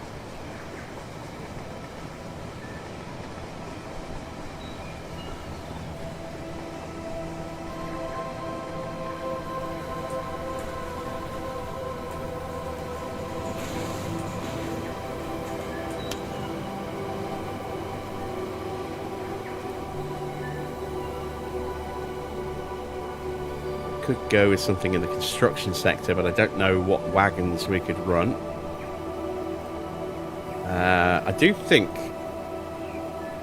if we run some smaller tankers, we could get away with another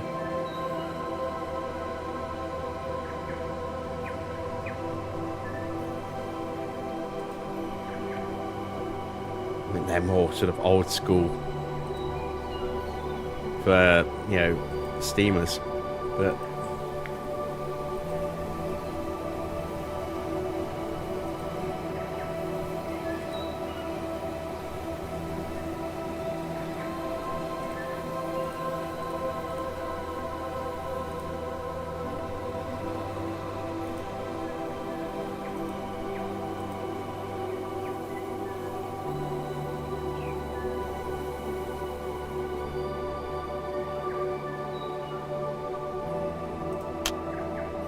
have a look at this. What does this look like?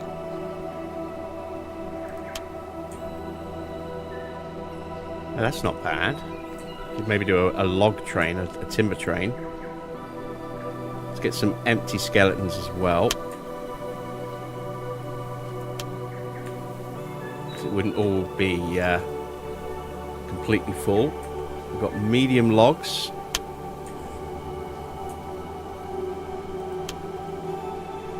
So we've got a variety of load type.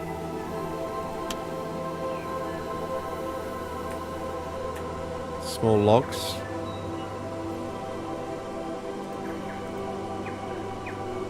Got these HLA wagons as well, which I'd like to have a go with.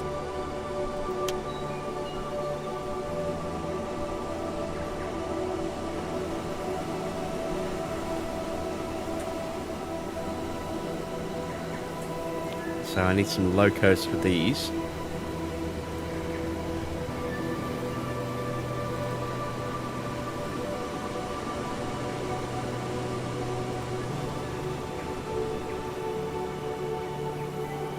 Let's take a construction sector for the logs.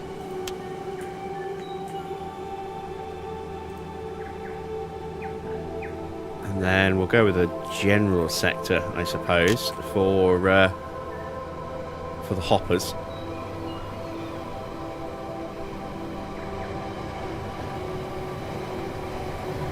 And we'll put one of each on each level. So we'll put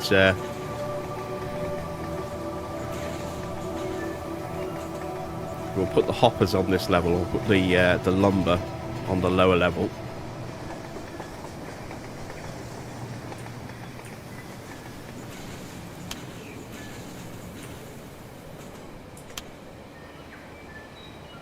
Right, we've got a bit more space there, so we can slow that back down again to 40. There we go.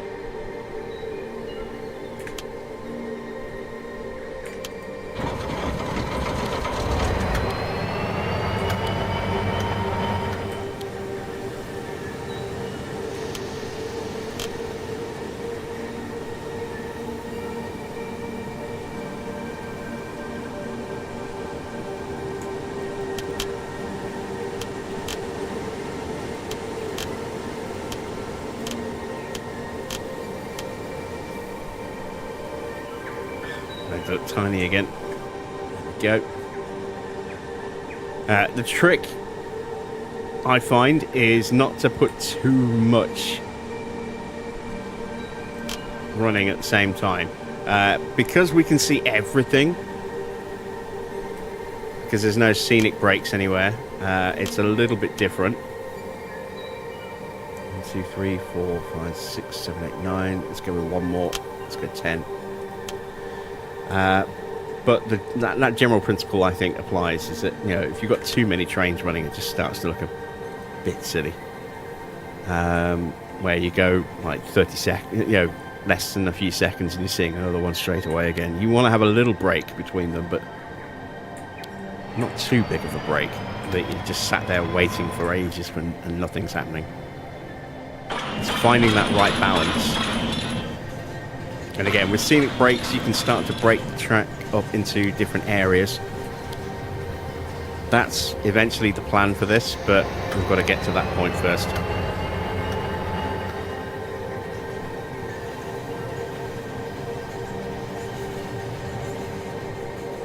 There we go, so that's that one. Let's come down a level. Coal train's coming through, so it's too early to slap that down there.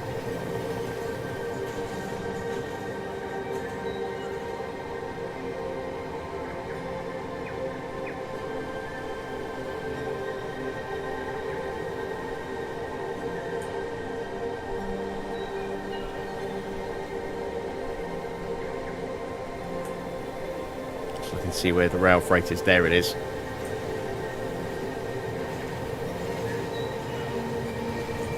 You know, I can get this down in time, and then we can speed it up just to space it out a bit. So let's pick the loco up, drop it down. I think it's going the wrong way. Yes, it is. There we go. Let's go with some medium logs. Let's get a couple of those down. Let's get some larger logs. Let's get a couple of empties.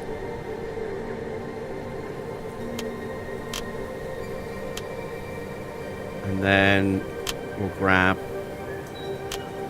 a couple of smaller ones at the back, and then let's go with another chunky boy at the very end.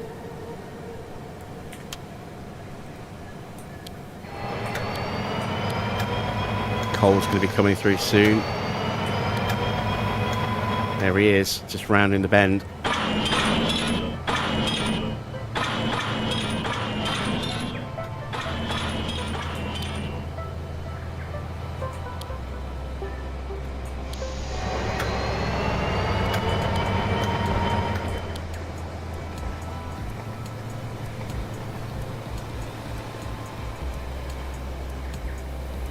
I want to make some alterations to that load, but I want to move it away from the coal train before I do that. And then we'll take up a position where we can do a little bit of watching.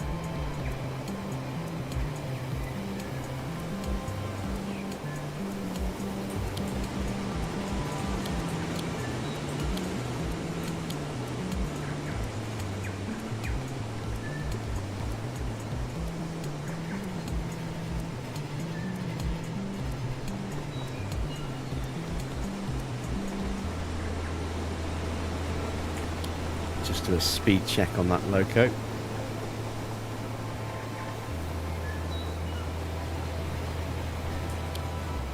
Go.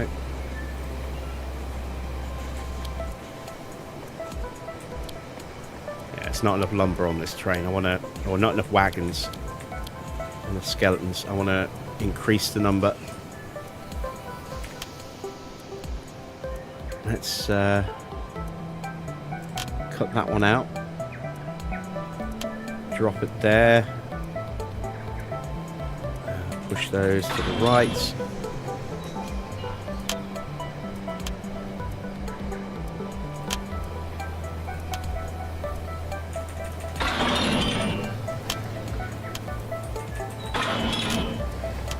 There we go.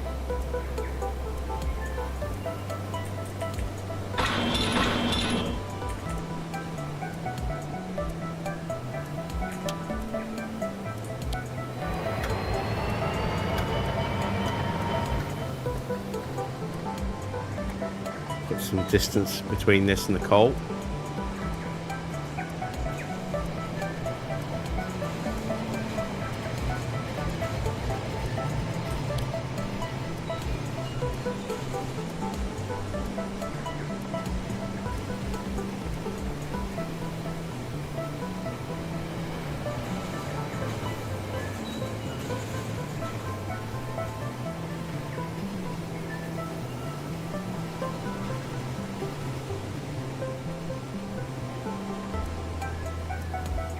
Let's hope it doesn't derail at these speeds. Shouldn't do.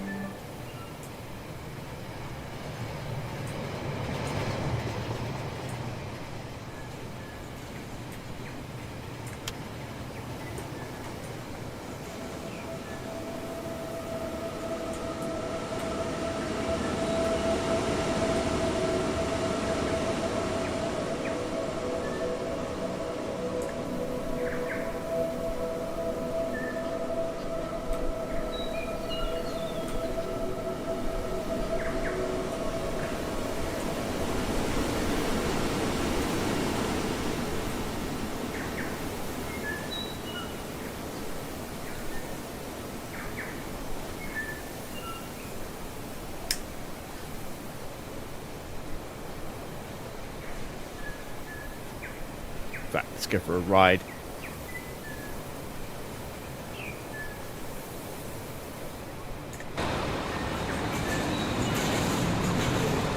Now we'll see all of the trains on the freight lines, upper and lower deck.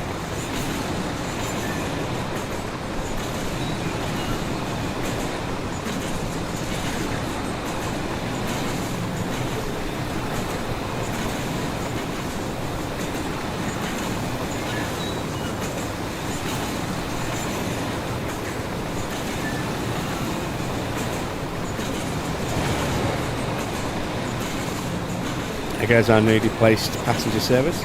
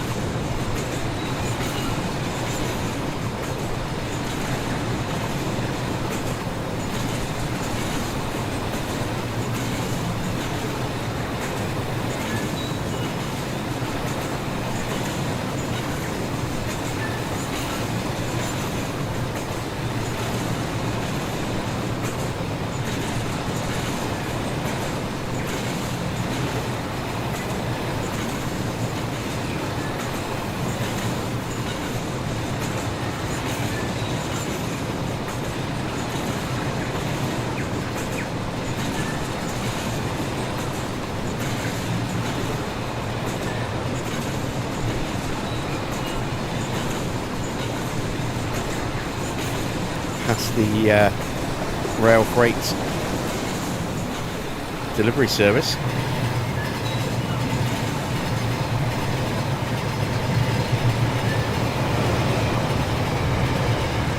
There's the express parcel service.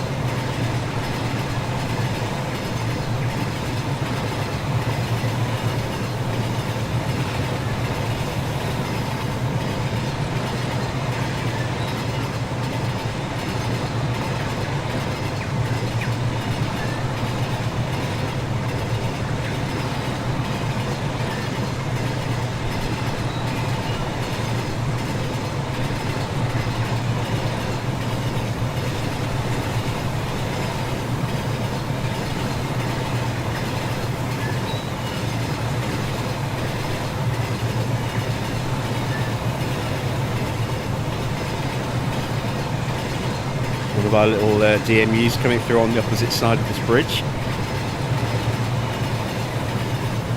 Obscured. There it is, you can just see the tail end of it.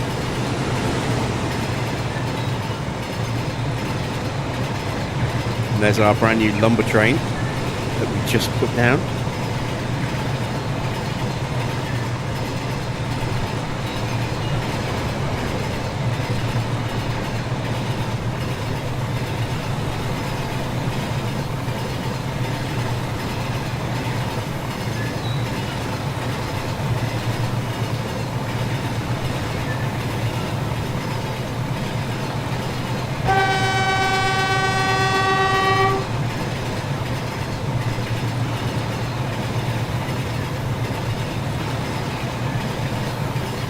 Couldn't resist a little honk. Sorry if I startled anyone. There's our coal train.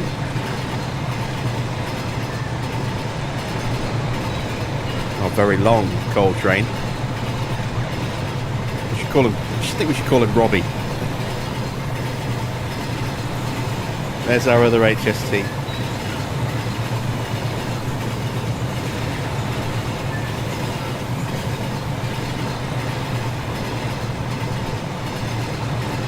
Then into the helix for the upper level.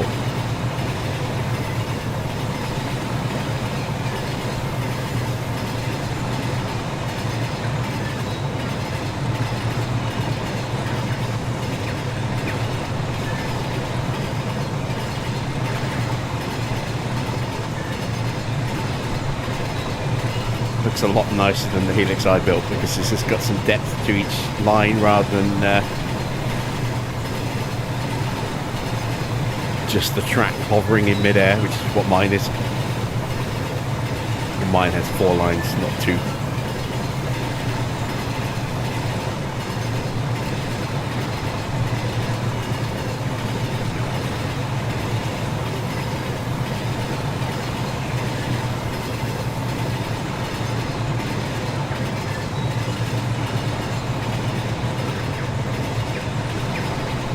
There's our petroleum train. Tankers.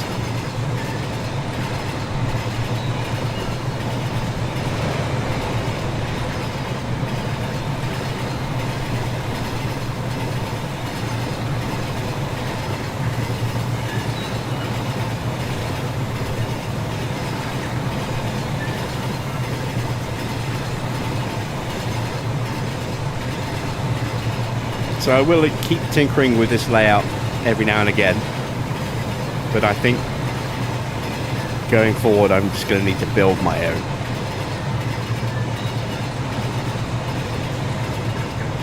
But this is a really nice kind of proof of concept. There's still a lot I can learn from the way this one's been laid out, in terms of the height levels and the board construction.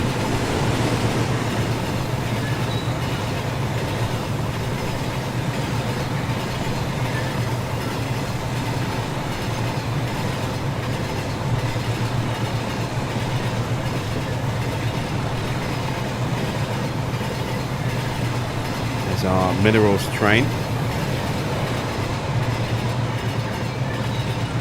It definitely needs something to break up the visibility.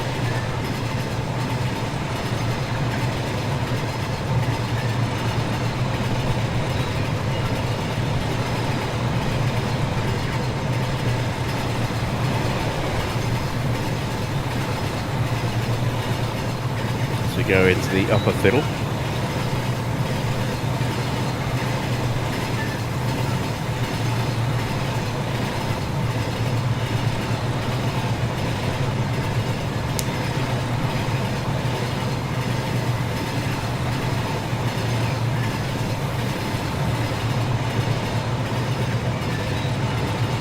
So we'll complete this tour, this in-cab tour, and then we'll call it a night.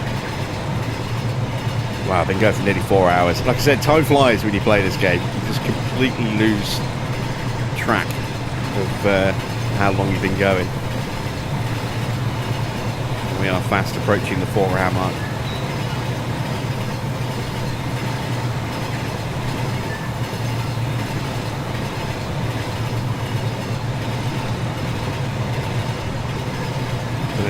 There's life on this layout now.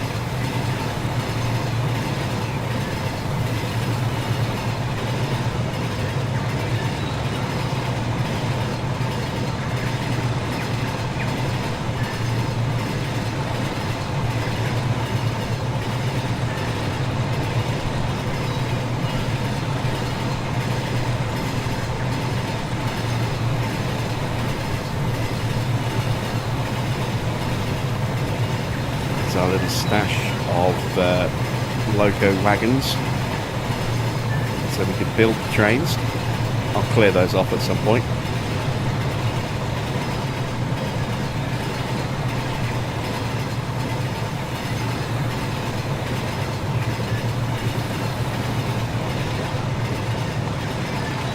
And back onto the express loop.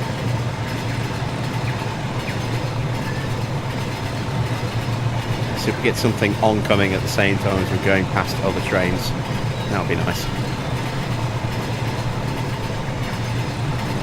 Kind of.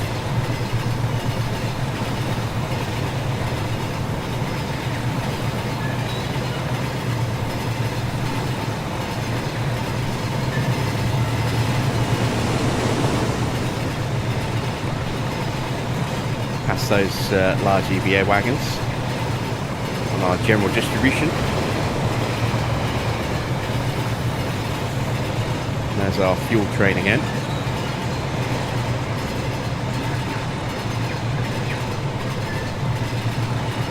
So we'll go back through the helix.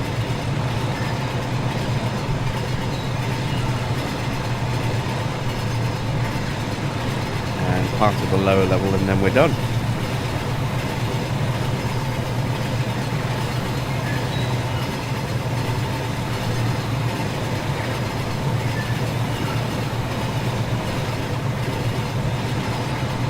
Mineral train's going to go around the back of the helix by the time we get there, so we're not going to see that one again.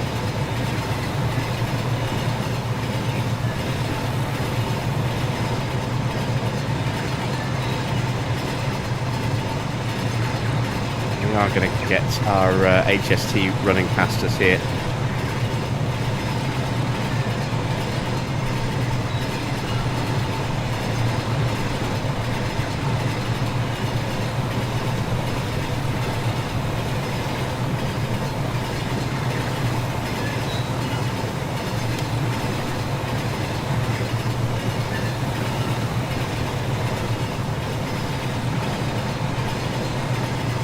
Changes before I forget. There we go. Should be able to interact with anything from this point.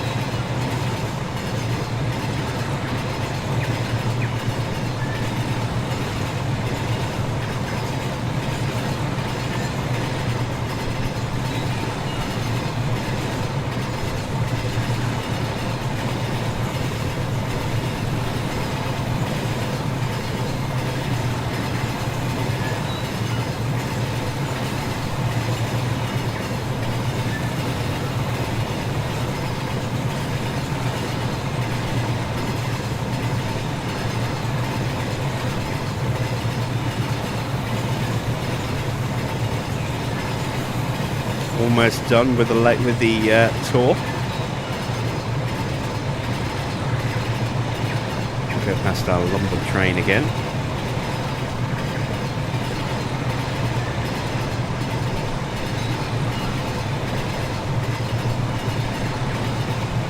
trawling through the workshop after this as well, see if I can find a whole plethora of extra mods for the trains and wagons, and look for some steam locomotives and period appropriate cargo coaches and wagons and stuff as well,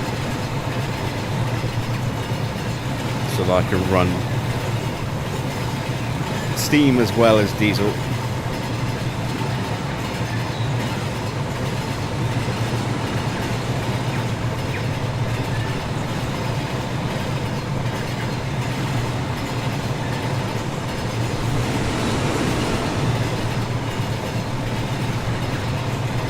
There we go, past Robbie again. And back to the bridge, and that is a complete tour, complete circuit.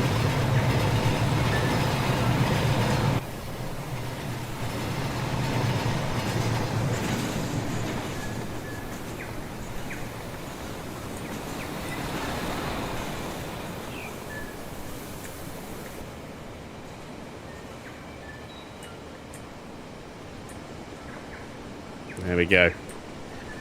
Well, there you go. I hope you've enjoyed this kind of chilled out stream. Me playing with trains. Now I'm going to disappear into the workshop, and who knows, I may even actually start building something from scratch before I go to bed. I don't know. I might do another one of these tomorrow night. See how the mood takes me, but for now, that is it. I hope you've enjoyed it. If you have, then awesome. If I've answered your questions about what type of gaming experience you can get from this, then also I think I've done a good job.